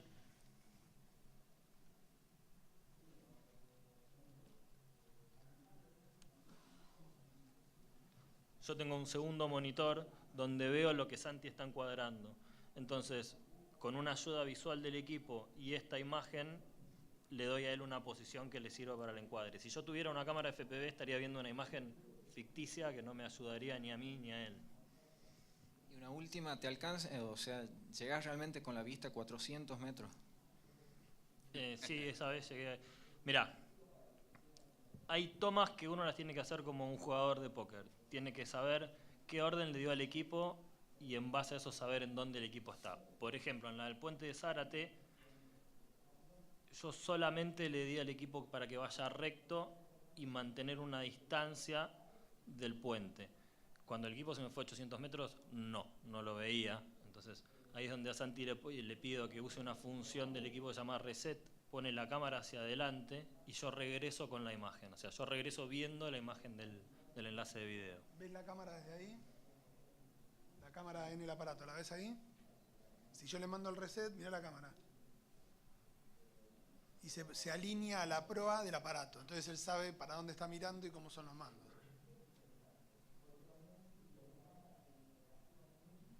Bueno, no sé si pasamos a otra. Bueno, última. A ver. Sí, buenas tardes. ¿Qué pasa con el tema de la ley y la reglamentación? Que, por ejemplo, cuando filman ahí en Zárate, vos estás ocupando un espacio aéreo, ¿tienen que pedir permiso? Es justo un tema candente. La verdad es que estaría bien que suceda. No hay ni una ley ni una reglamentación. Sería mejor para todos que la hubiera, porque al no haberla uno no tiene chance de estar acreditado o no. no se puede diferenciar una persona idónea de una persona que no. Entonces, como que cualquiera hace lo que quiere en cualquier lado. Nosotros intentamos manejar todos los trabajos con seguridad y prudencia. No hay una regulación al respecto. Bueno.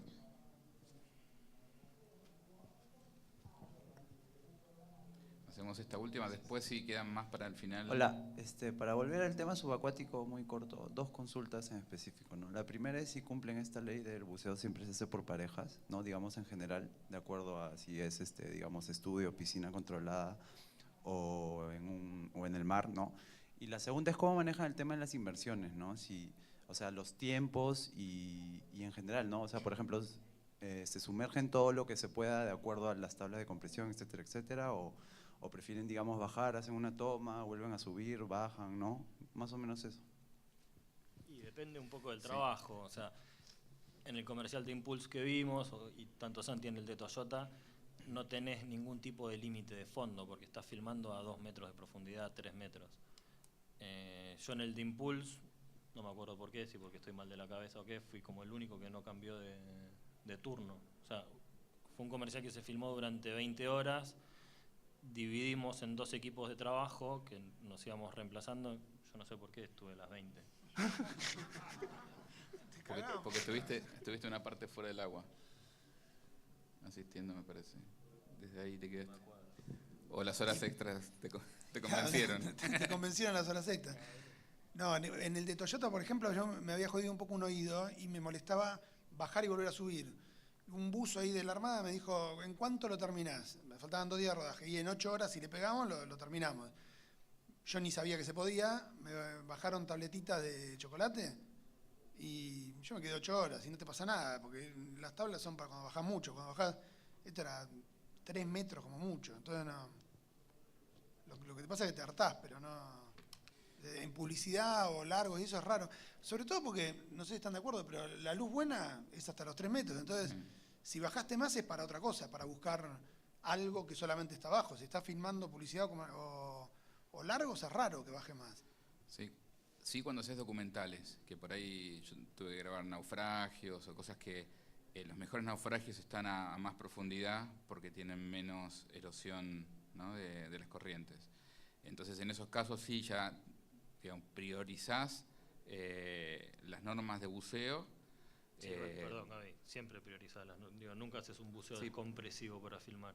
Por eso, pero él decía, cuando vos trabajás a 1 metro o 2 metros de profundidad, ahí lo que preguntaba él, sí o sí vas con pareja de buceo, con todo. Hay un montón de normas de seguridad que se vuelven mucho más importantes con la profundidad. Entonces, y ese tipo de rodaje es muy raro que sea ficción. Puede haber alguno, pero a nosotros en general cuando nos pasa eso es porque es documental. Sí, cambia mucho, cambia mucho el tema de la locación. No es lo mismo una pileta con agua controlada que filmar ballenas en Puerto Pirámides. O sea, claramente una toma de una pileta de un chico que se zambulle la puedes hacer solo, ninguna otra en aguas abiertas. Mismo lo haces en apnea, o sea, es más cómodo, te acostás en el fondo sin equipo, solamente con lastre, y me pasó una vez que en apnea alguien se tiraba, creo que de un trampolín o desde el borde, y yo estaba en el fondo, se tiraba, salía, y lo grabé así 4 veces, ya movía en el agua para ver si estaba vivo. Yo estaba re tranquilo, ahí pegado al fondo, y para mí era más cómodo eso que tener que estar saliendo y bajando cada vez. Entonces también depende del entorno donde estás filmando. Bueno, pasamos un poco, después podemos volver a preguntas de todos los medios. Y al final vamos a ver también nos va a mostrar Juan ejemplos o un equipo, no hace falta aprenderlo, pero un equipo de un gimbal montado sobre un Steady Movie. Bueno, un Steady Movie. Mientras tanto, lo que queríamos mostrar también era esto que veníamos hablando del bullet time o el efecto GIF. Nosotros desarrollamos con un amigo un sistema de disparo sincrónico para multicámara. Por ahora lo usamos con Canon 5D, 7D. con el que hicimos algunas situaciones de bullet time, que también se llama slice time, como una rebanada de tiempo, en donde después de la película Matrix comenzó a llamarse más bullet time porque es como el tiempo de la bala, que es esa famosa escena donde uno sentía que podía moverse alrededor de la bala en suspenso. También tenemos la posibilidad de no solamente congelar la situación por completo, sino generar un pequeño delay. Si tenemos unos 20, 30 cámaras, podemos hacer que en vez de disparar todas juntas vayan disparando muy cerca una de la otra con pequeños delay. Eso afuera también se hace, por ejemplo, un basquetbolista cuando salta y queda como, mientras va girando el sistema, la pelota se empieza a mover desde la mano. Son algunas cosas que podemos hacer. Lamentablemente acá lo que nos sucede a muchos de los técnicos es que nos cuesta conseguir los materiales una vez que lo hicimos para tal productora. Y muchas veces nos dicen, pero con todo lo que hiciste, ¿cómo no tenés un reel que la rompa, que explote? Y a veces depende de que es difícil conseguir esa filmación subacuática que tienen y no te la dan, o aérea, o lo que fuera. Con el efecto bullet time también me ha pasado. Yo sí aprovecho siempre a hacer pruebas, porque tengo que hacer pruebas de seteo de los equipos, y por ahí de esas pruebas me quedo con algo. Pero antes de pasar a los ejemplos, hay una derivación de eso, pero más pequeño, que se llama efecto GIF, que en vez de la necesidad de hacer un semicírculo frenando ese momento, es simplemente como un cambio de perspectiva que se va haciendo con cámaras, 2, 3, 4 cámaras, y generalmente son en línea. Y después, por último, está lo que se llama array de cámaras, que yo tengo uno acá que es para GoPro, que es como dos manijas con un semicírculo, que se lo hicimos para trabajar con 12 GoPros, y también tenemos un ejemplo de lo que sucede con eso. Vamos a empezar viendo un ejemplo de un comercial que la foto la hizo Marcel Lavinman, de Nextel Mamasa 1000, para que se quede claro cuál es el efecto que se logra.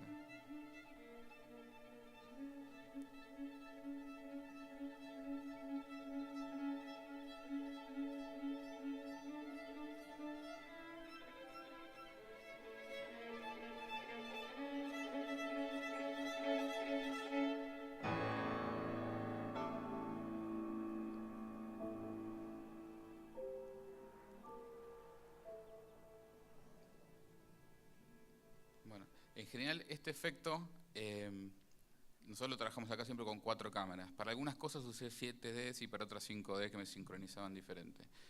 Pero, y en línea recta. Acá investigamos 2 teorías que también derivan un poco de la parte estereoscópica, sobre converger o no converger. Con eso quiero decir que las 4 cámaras, 5, las que uno ponga, se centren en un punto o trabajen en paralelo, y cada uno tiene pros y contras.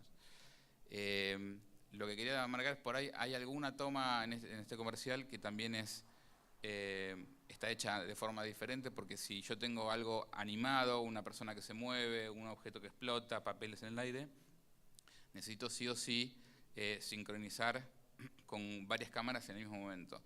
Pero también hay alguna del teléfono apoyado, alguna cosa que simplemente con un slider, mismo esta de la mujer durmiendo, fue hecho con una sola cámara y un slider, haciendo distintas exposiciones, o sea, distintas fotos, desplazando el slider mientras la persona se quede realmente quieta. Y esta también. No tenía sentido usar 4 cámaras. Aparte, en ese momento yo puedo usar una distancia interaxial entre cámaras más corta. Con una sola cámara mover muy poquito, cosa que físicamente después estoy limitado porque no puedo acercar más que lo que los cuerpos de cámara me dan. Bueno, sí, bueno. ¿Quieres abrir o no, se agrega.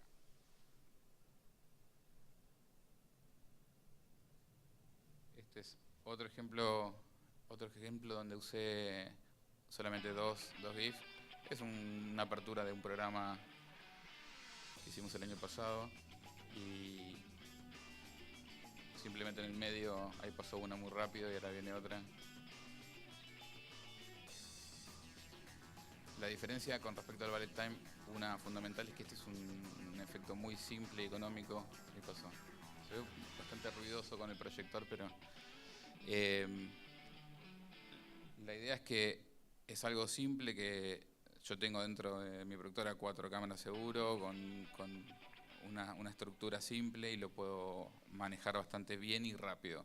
En cambio, cuando hacemos efectos ballet time, nosotros hemos hecho 20 y algo cámaras, se vuelve muy costoso porque tenemos que subalquilar muchas 5Ds con el mismo lente, todo tiene que ser igual. Ponemos muchos monitores, dividimos con la pantalla de monitores grandes para tener de cada cámara una foto apenas se realizó el disparo. A ver.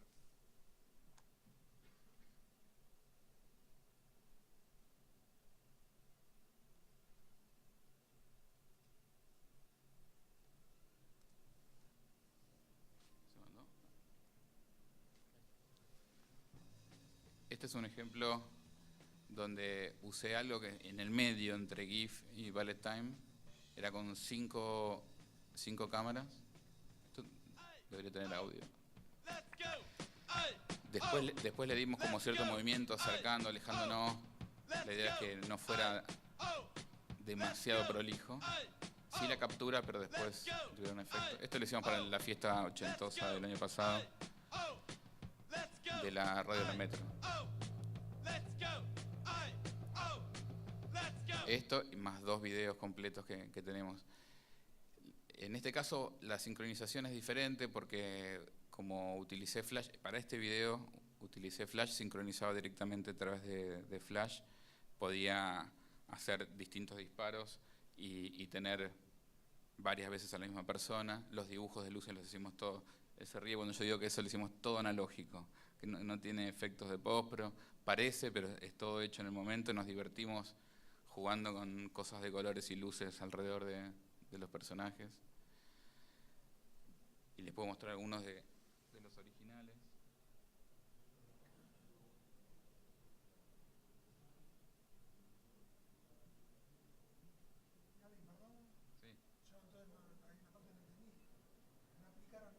Entonces no hay ninguna aplicada en post. No, somos nosotros divirtiéndonos así. Me imaginé que sí, pero pensé que... mira qué raro.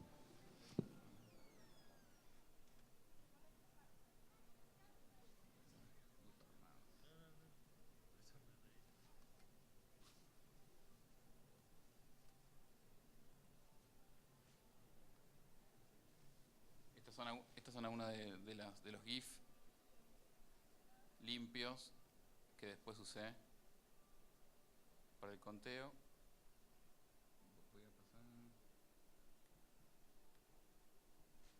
Estos son algunos que usé para otros videos que hicimos también para la misma fiesta. Acá ya nos volvíamos un poco más locos porque estaba más avanzado el tema. Ahí con doble exposición. Jugamos a dejarlos adentro de las luces y que las luces fueran creciendo. Bueno, esto por ejemplo acá, en algunas lo que hacíamos era cada cámara darle más o menos tiempo de exposición. Entonces el flash capturaba de la misma forma a cada uno de los personajes, pero las luces las seguíamos haciendo sin parar. Entonces si yo a una cámara le dejaba exponiendo durante 10 segundos, la otra 15, la otra 20, la otra 25, ese haz de luz que yo iba dibujando iba cada vez siendo más largo. Entonces podía dejar la persona completamente definida y jugar más con las luces que se construyan y se desarman.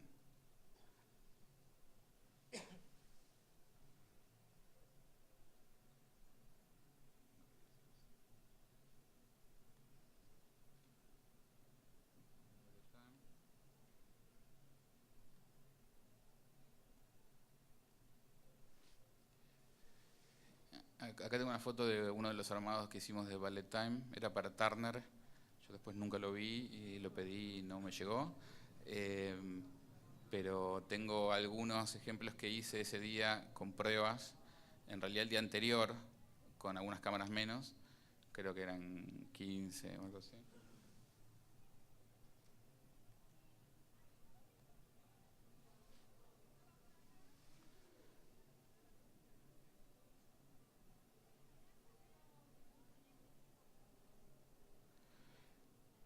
Estas son cosas sin mucha postproducción porque son ejemplos que hacíamos para probar cómo estábamos alineando las cámaras y eso.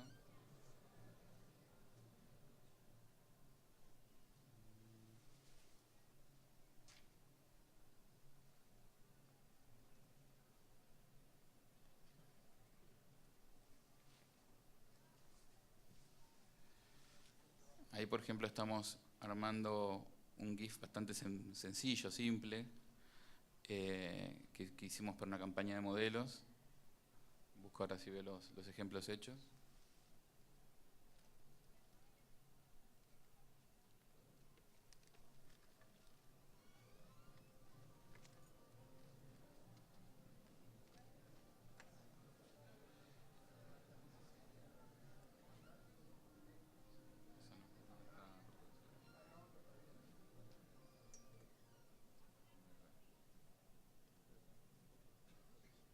No, debería moverse. Sí.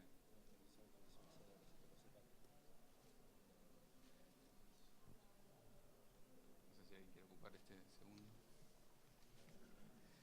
Bueno, en esta compu no lo está reproduciendo con este visualizador, por eso lo estamos mostrando a mano, pero esta es una de las que hicimos ahí con 4 cámaras.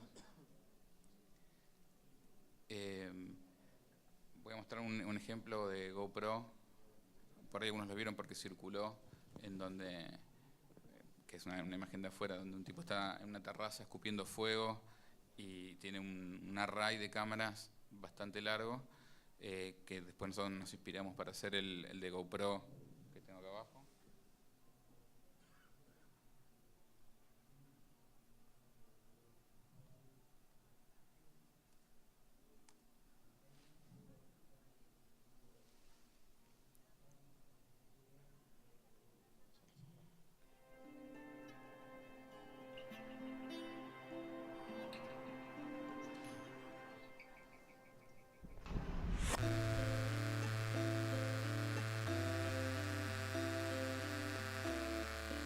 Hasta acá solo es una cámara lenta de una cámara y después se empalma con, esto ya es el array de cámaras.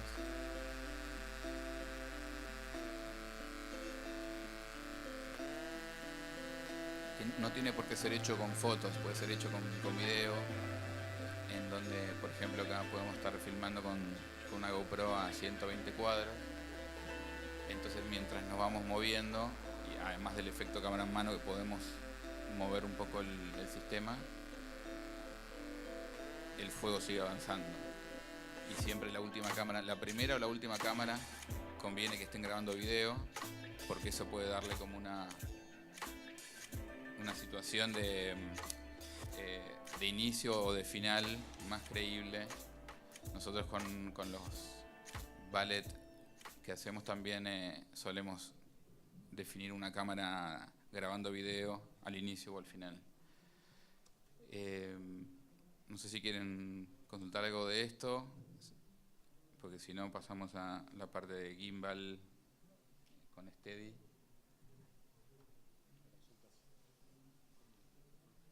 Bueno, está con nosotros Juan Lima. Buenas tardes, me presento, soy Juan Lima, operador de Steady. Dale. Bueno, ahí queda poquito tiempo tal vez para charlar de todo lo que implica el Steadicam, de todo lo que implica el gimbal, sobre todo en el último año. Digamos, se produjo una especie de revolución en este sentido y como una batalla entre lo que serían los gimbals y el Steadicam.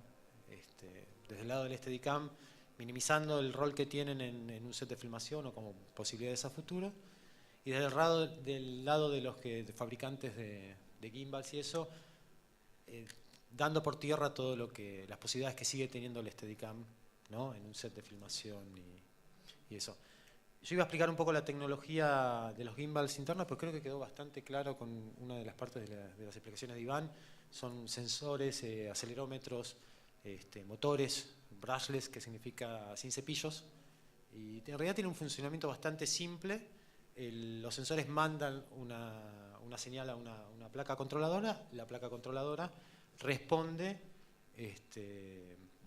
enviando la energía necesaria para que el motor corrija, ¿no?, lo necesario. Yo lo que les voy a mostrar es algo que seguro todos vimos. Hay uno que dice, ¿este es el mío? No, un segundo, acá. Yo llegué. Bueno, creo que todos en los últimos años vieron lo que son los gimbals. Si lo tiro, corre directo acá. Dale. Tengo que pasar allá, ¿no? Sí. Okay. Algunos todavía lo llaman Mobi porque... Sí, fue como la primera marca. Bueno, pasa parecido que con el Steadicam, ¿no? Hay muchas marcas de Steadicam y el genérico va a terminar siendo Ronin, me parece, más que... Bueno, esto es lo que todos vimos hace un año como mucho, no creo que es mucho más, o un poquito más, y bueno, generó una revolución. Básicamente, junto con esto, lo que se decretó es de que esto daba por tierra el Steadicam, esto reemplazaba el Steadicam. Desde mi opinión, digamos, es una herramienta fantástica. Yo soy operador de Steadicam, manejo todo tipo de cámaras, y lo primero que vi en esto es un accesorio fantástico a mi tarea. No lo vi como algo que se separara del Steadicam, ni mucho menos, sino lo vi como algo que se podía complementar, ¿no? Bueno, mientras se daba toda esa discusión, hay un tipo muy conocido que se llama Larry McConkie en Estados Unidos. Mientras todos los operadores, sí, ¿dónde estoy? Acá. Ahora sí. Bueno, mientras los operadores discutían si gimbal sí, Steady sí, este señor, que es, después de Garrett, podríamos decir, es uno de los mejores o de los más importantes operadores, digamos, de Steadicam del mundo, hacía esto en su casa.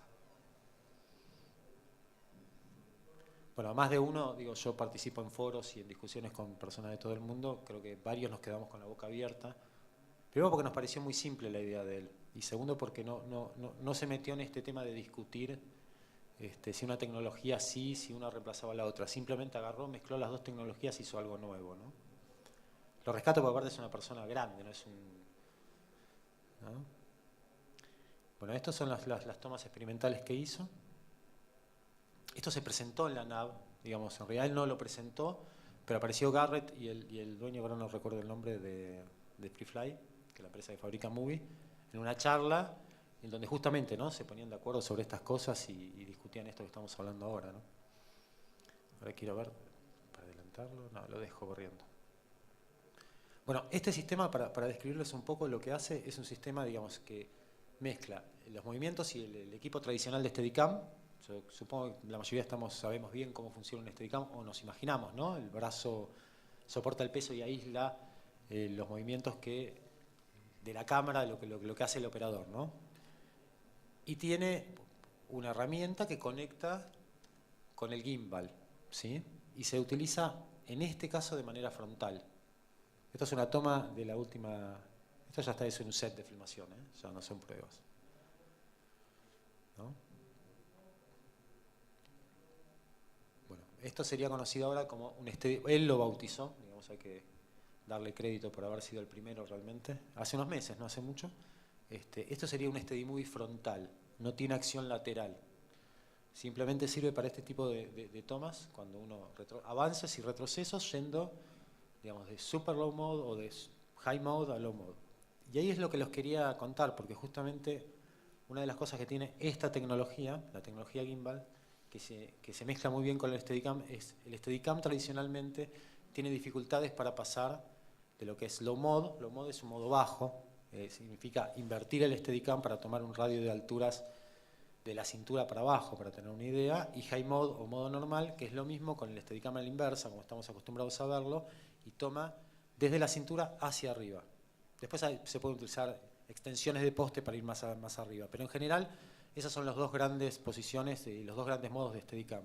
Bueno, el Steadicam tradicionalmente nunca no puede pasar de una situación a la otra. Nosotros como operadores, muchas veces pienso que esto los directores lo saben muy bien, se olvidan, porque en la práctica para uno es muy sencillo decir, bueno, yo quiero la cara de este sujeto, entonces ahora va a bajar, se sienta, o hay otro que está sentado, y los operadores nos vemos en la obligación de decirle, bueno, no se puede. Y es un momento tenso en realidad ese, ¿no? Tener que decirle a alguien que no se puede algo que en la práctica a uno le parece sencillo. Bueno, todas estas tecnologías están ayudando justamente a sortear esta dificultad, ¿no? Ahora yo les voy a mostrar, está el Revolution. Les voy a mostrar un sistema que me pierdo con el mouse. Ahí está. Ahí estoy. Hasta hace poquito este era el sistema. No sé. Vale. Bueno, ahora les voy a mostrar, es el sistema Revolution. Es el sistema que podía hacer esto que estamos hablando de pasar de high mode a low mode. Sacarle el audio que no tiene mucho audio, ¿sí? Y con cámaras grandes, ¿sí? Esto tiene una tecnología similar en algunos sentidos, pero no está utilizando exactamente los brushless gimbals y los motores brushless. Pero bueno, básicamente, para resumir también por la hora, es a esto lo que está yendo esta tecnología, ¿sí? En este momento todavía se discute esto de Steadicam sí, Gimbal sí, y en realidad lo que va a ir es una integración de los dos sistemas. Eso es casi inminente. En 1 o 2 años vamos a estar volando ARRIs. El Revolution existe hace varios años, lo que pasa es que es un sistema muy caro. Entonces son unos pocos pueden tener este sistema. Nosotros estamos trabajando para poder aplicar esta misma tecnología acá en el país, ¿no? A ver. Vamos a pasar a... Bueno, voy cerrando. No, está bien. Me perdí. Les voy a mostrar otra manera en que se está utilizando.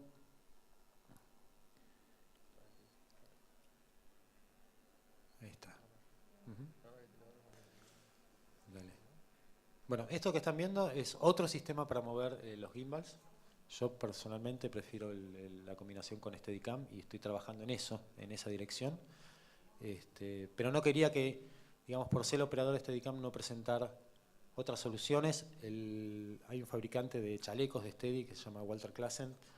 Hace poco presentó esta que se llama Slingshot. Y de todas las que yo vengo analizando o analicé y probé, esta me pareció dentro de todo la más acertada. ¿Por qué?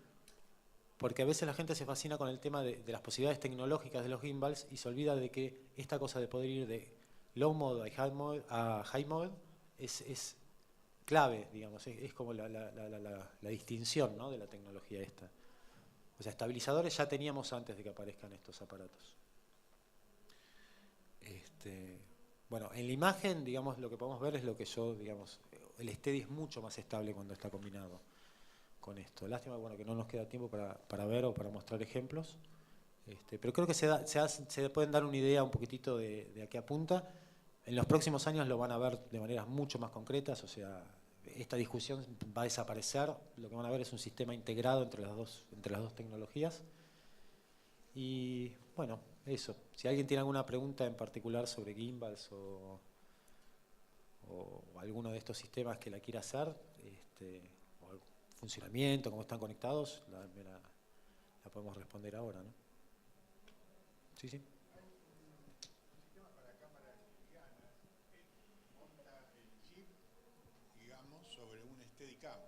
Sin sensores electrónicos. El Tango. Sí, se llama Tango. Es un sistema que hizo Garrett hace muchos años. Tiene una barra como si fuera digamos, es una mezcla entre un Steadicam y un mini jib. La verdad, el Tango es bastante criticado entre los operadores. Es una herramienta, yo no traje, yo lo había buscado como ejemplo, pero sí iba a ser muy largo. Es muy difícil de operar, muy complicado de operar, muy complicado también de calibrar el Tango, digamos. Los que son buenos operando esto logran imágenes muy interesantes, pero es un sistema bastante complejo. Esto lo reemplaza totalmente, digamos. Sería como que el Tango, Garrett tiene una cosa que es la visión. Siempre fue un visionario. Muchas de sus cosas que incluso no se vendieron, cuando uno las revisa hoy dice, estaban adelantadas 15, 20 años a lo que estamos haciendo ahora. El tango es un intento en esta dirección, de poder mover más la imagen, y porque él siempre tuvo presente esta dificultad del Steadicam, sobre todo de no poder pasar de un modo al otro, y bueno, nunca se quedó conforme con eso. Hoy hablamos de otra cosa que también Garrett había visualizado y había tenido en cuenta como un problema. Nunca se queda quieto en eso. Bueno, en ese momento no tenía la tecnología deriva de todo este uso como de los drones, y de ahí, digamos, una empresa decidió decir, bueno, lo usamos a mano y tenemos una herramienta nueva, y bueno, digamos, ahí surgió, y bueno, ahora se está empezando a integrar una herramienta tradicional de cine, como es el Steadicam, ¿no? Igual creo que siempre para tomas muy específicas se ha logrado hacer lo que hiciera falta. Por ejemplo, me acuerdo hace unos 15 años más o menos, con Rafa Sajade, un operador de Steady, arrancaba con el Steady arriba de una pluma, con un plano general, bajaba la grúa, tenía un 3 medidas, seguía caminando, se metía todo dentro de un blockbuster, creo que era, hasta que llegaba a una película. Y era una toma general, casi aérea, hasta un plano detalle de una mano agarrando una película. Hace 15 años acá en Argentina. O sea, como que utilizando un poco el ingenio se pueden combinar herramientas existentes para lograr esa toma. Bueno, es un poco lo que está pasando. Mira, vamos a mostrar un ejemplo que...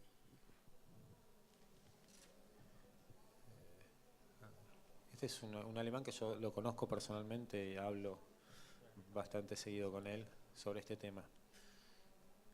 Lo cierto es que lo divertido de esto es que yo no lo muestro como un ejemplo a seguir, para mí no es el equipo necesario, pero siguiendo la línea de lo que decía él, digo, la posibilidad de jugar, ¿no?, con estos elementos, no quedarse con el Steadicam tradicional, el gimbal tradicional, digamos, no quedarse con el elemento como viene, sino meterse atrás de la tecnología, modificarla y empezar a modificarla en base a la toma que uno quiere. Yo no haría este sistema, a mí este sistema que está haciendo él no me interesa, pero cuando hablaba con él y le pregunté por qué estabas probando esto, él lo que me contestó es que dentro de este mismo trabajo tenía unas tomas hiper lentas.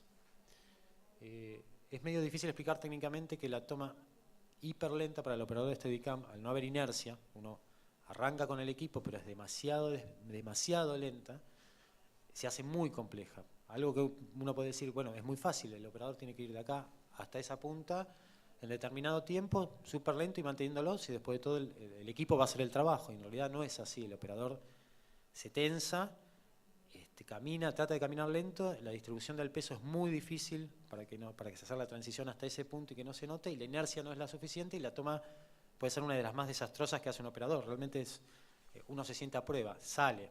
Para eso se utiliza, por ejemplo, rickshaw, carros y distintas cosas, y sin embargo sigue siendo una toma problemática. Bueno, él me dijo, tenía una de estas tomas que tenía que quedar impecable, entonces diseñé este sistema para que no pase esto.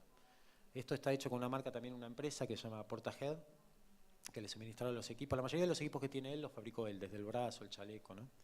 Y bueno, diseñó justamente esto para poder hacer esta toma, para tomas hiper lentas. Bueno, nos quedan pocos minutos antes de que nos hagan el típico gesto que me lo están haciendo. ¿Alguna pregunta más? Si no hay más preguntas, cerramos. Perdón. Y Juan, ¿no hay desde acá al lado tuyo con el Acá, micrófono? mira, yo estaba buscando ya. Yo quiero verlo andar. ¿Está listo o no hay tiempo? No. Yo pensaba que sí.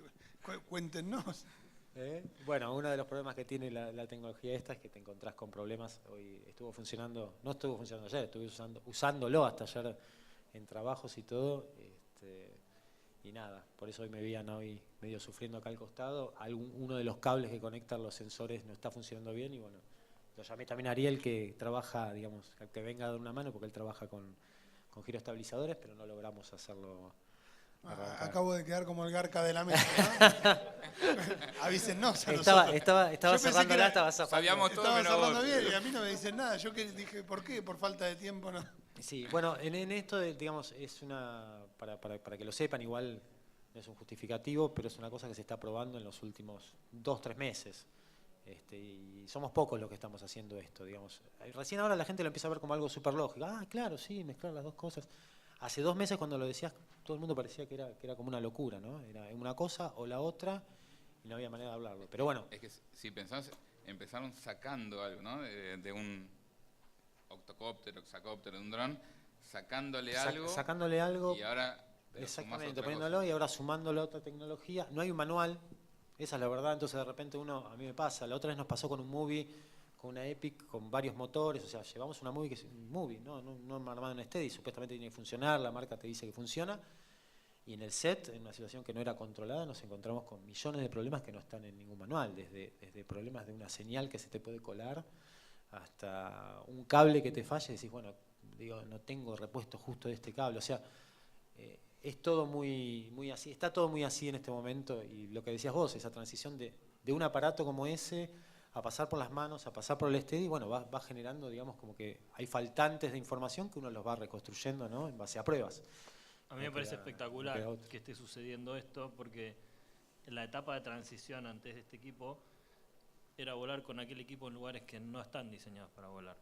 Entonces yo me encontraba haciendo tomas adentro de un banco, adentro de lugares cerrados con techos no superiores a este, y hasta en un trabajo que hicimos hace poco me preguntaron si podía volar con ese equipo adentro de un tren. Estábamos filmando los trenes desde el aire y al muchacho se le ocurrió preguntarme si yo podía volar con eso dentro del tren. Entonces, que exista esta herramienta para mí es espectacular. Bueno, un poquito. Bueno, y como todo, son bienvenidas las herramientas, después está el arte del fotógrafo y del director de contar una historia, que es lo único que importa, ¿no? Les agradecemos mucho haber estado con nosotros acá, y a DF y a Caper por convocarnos.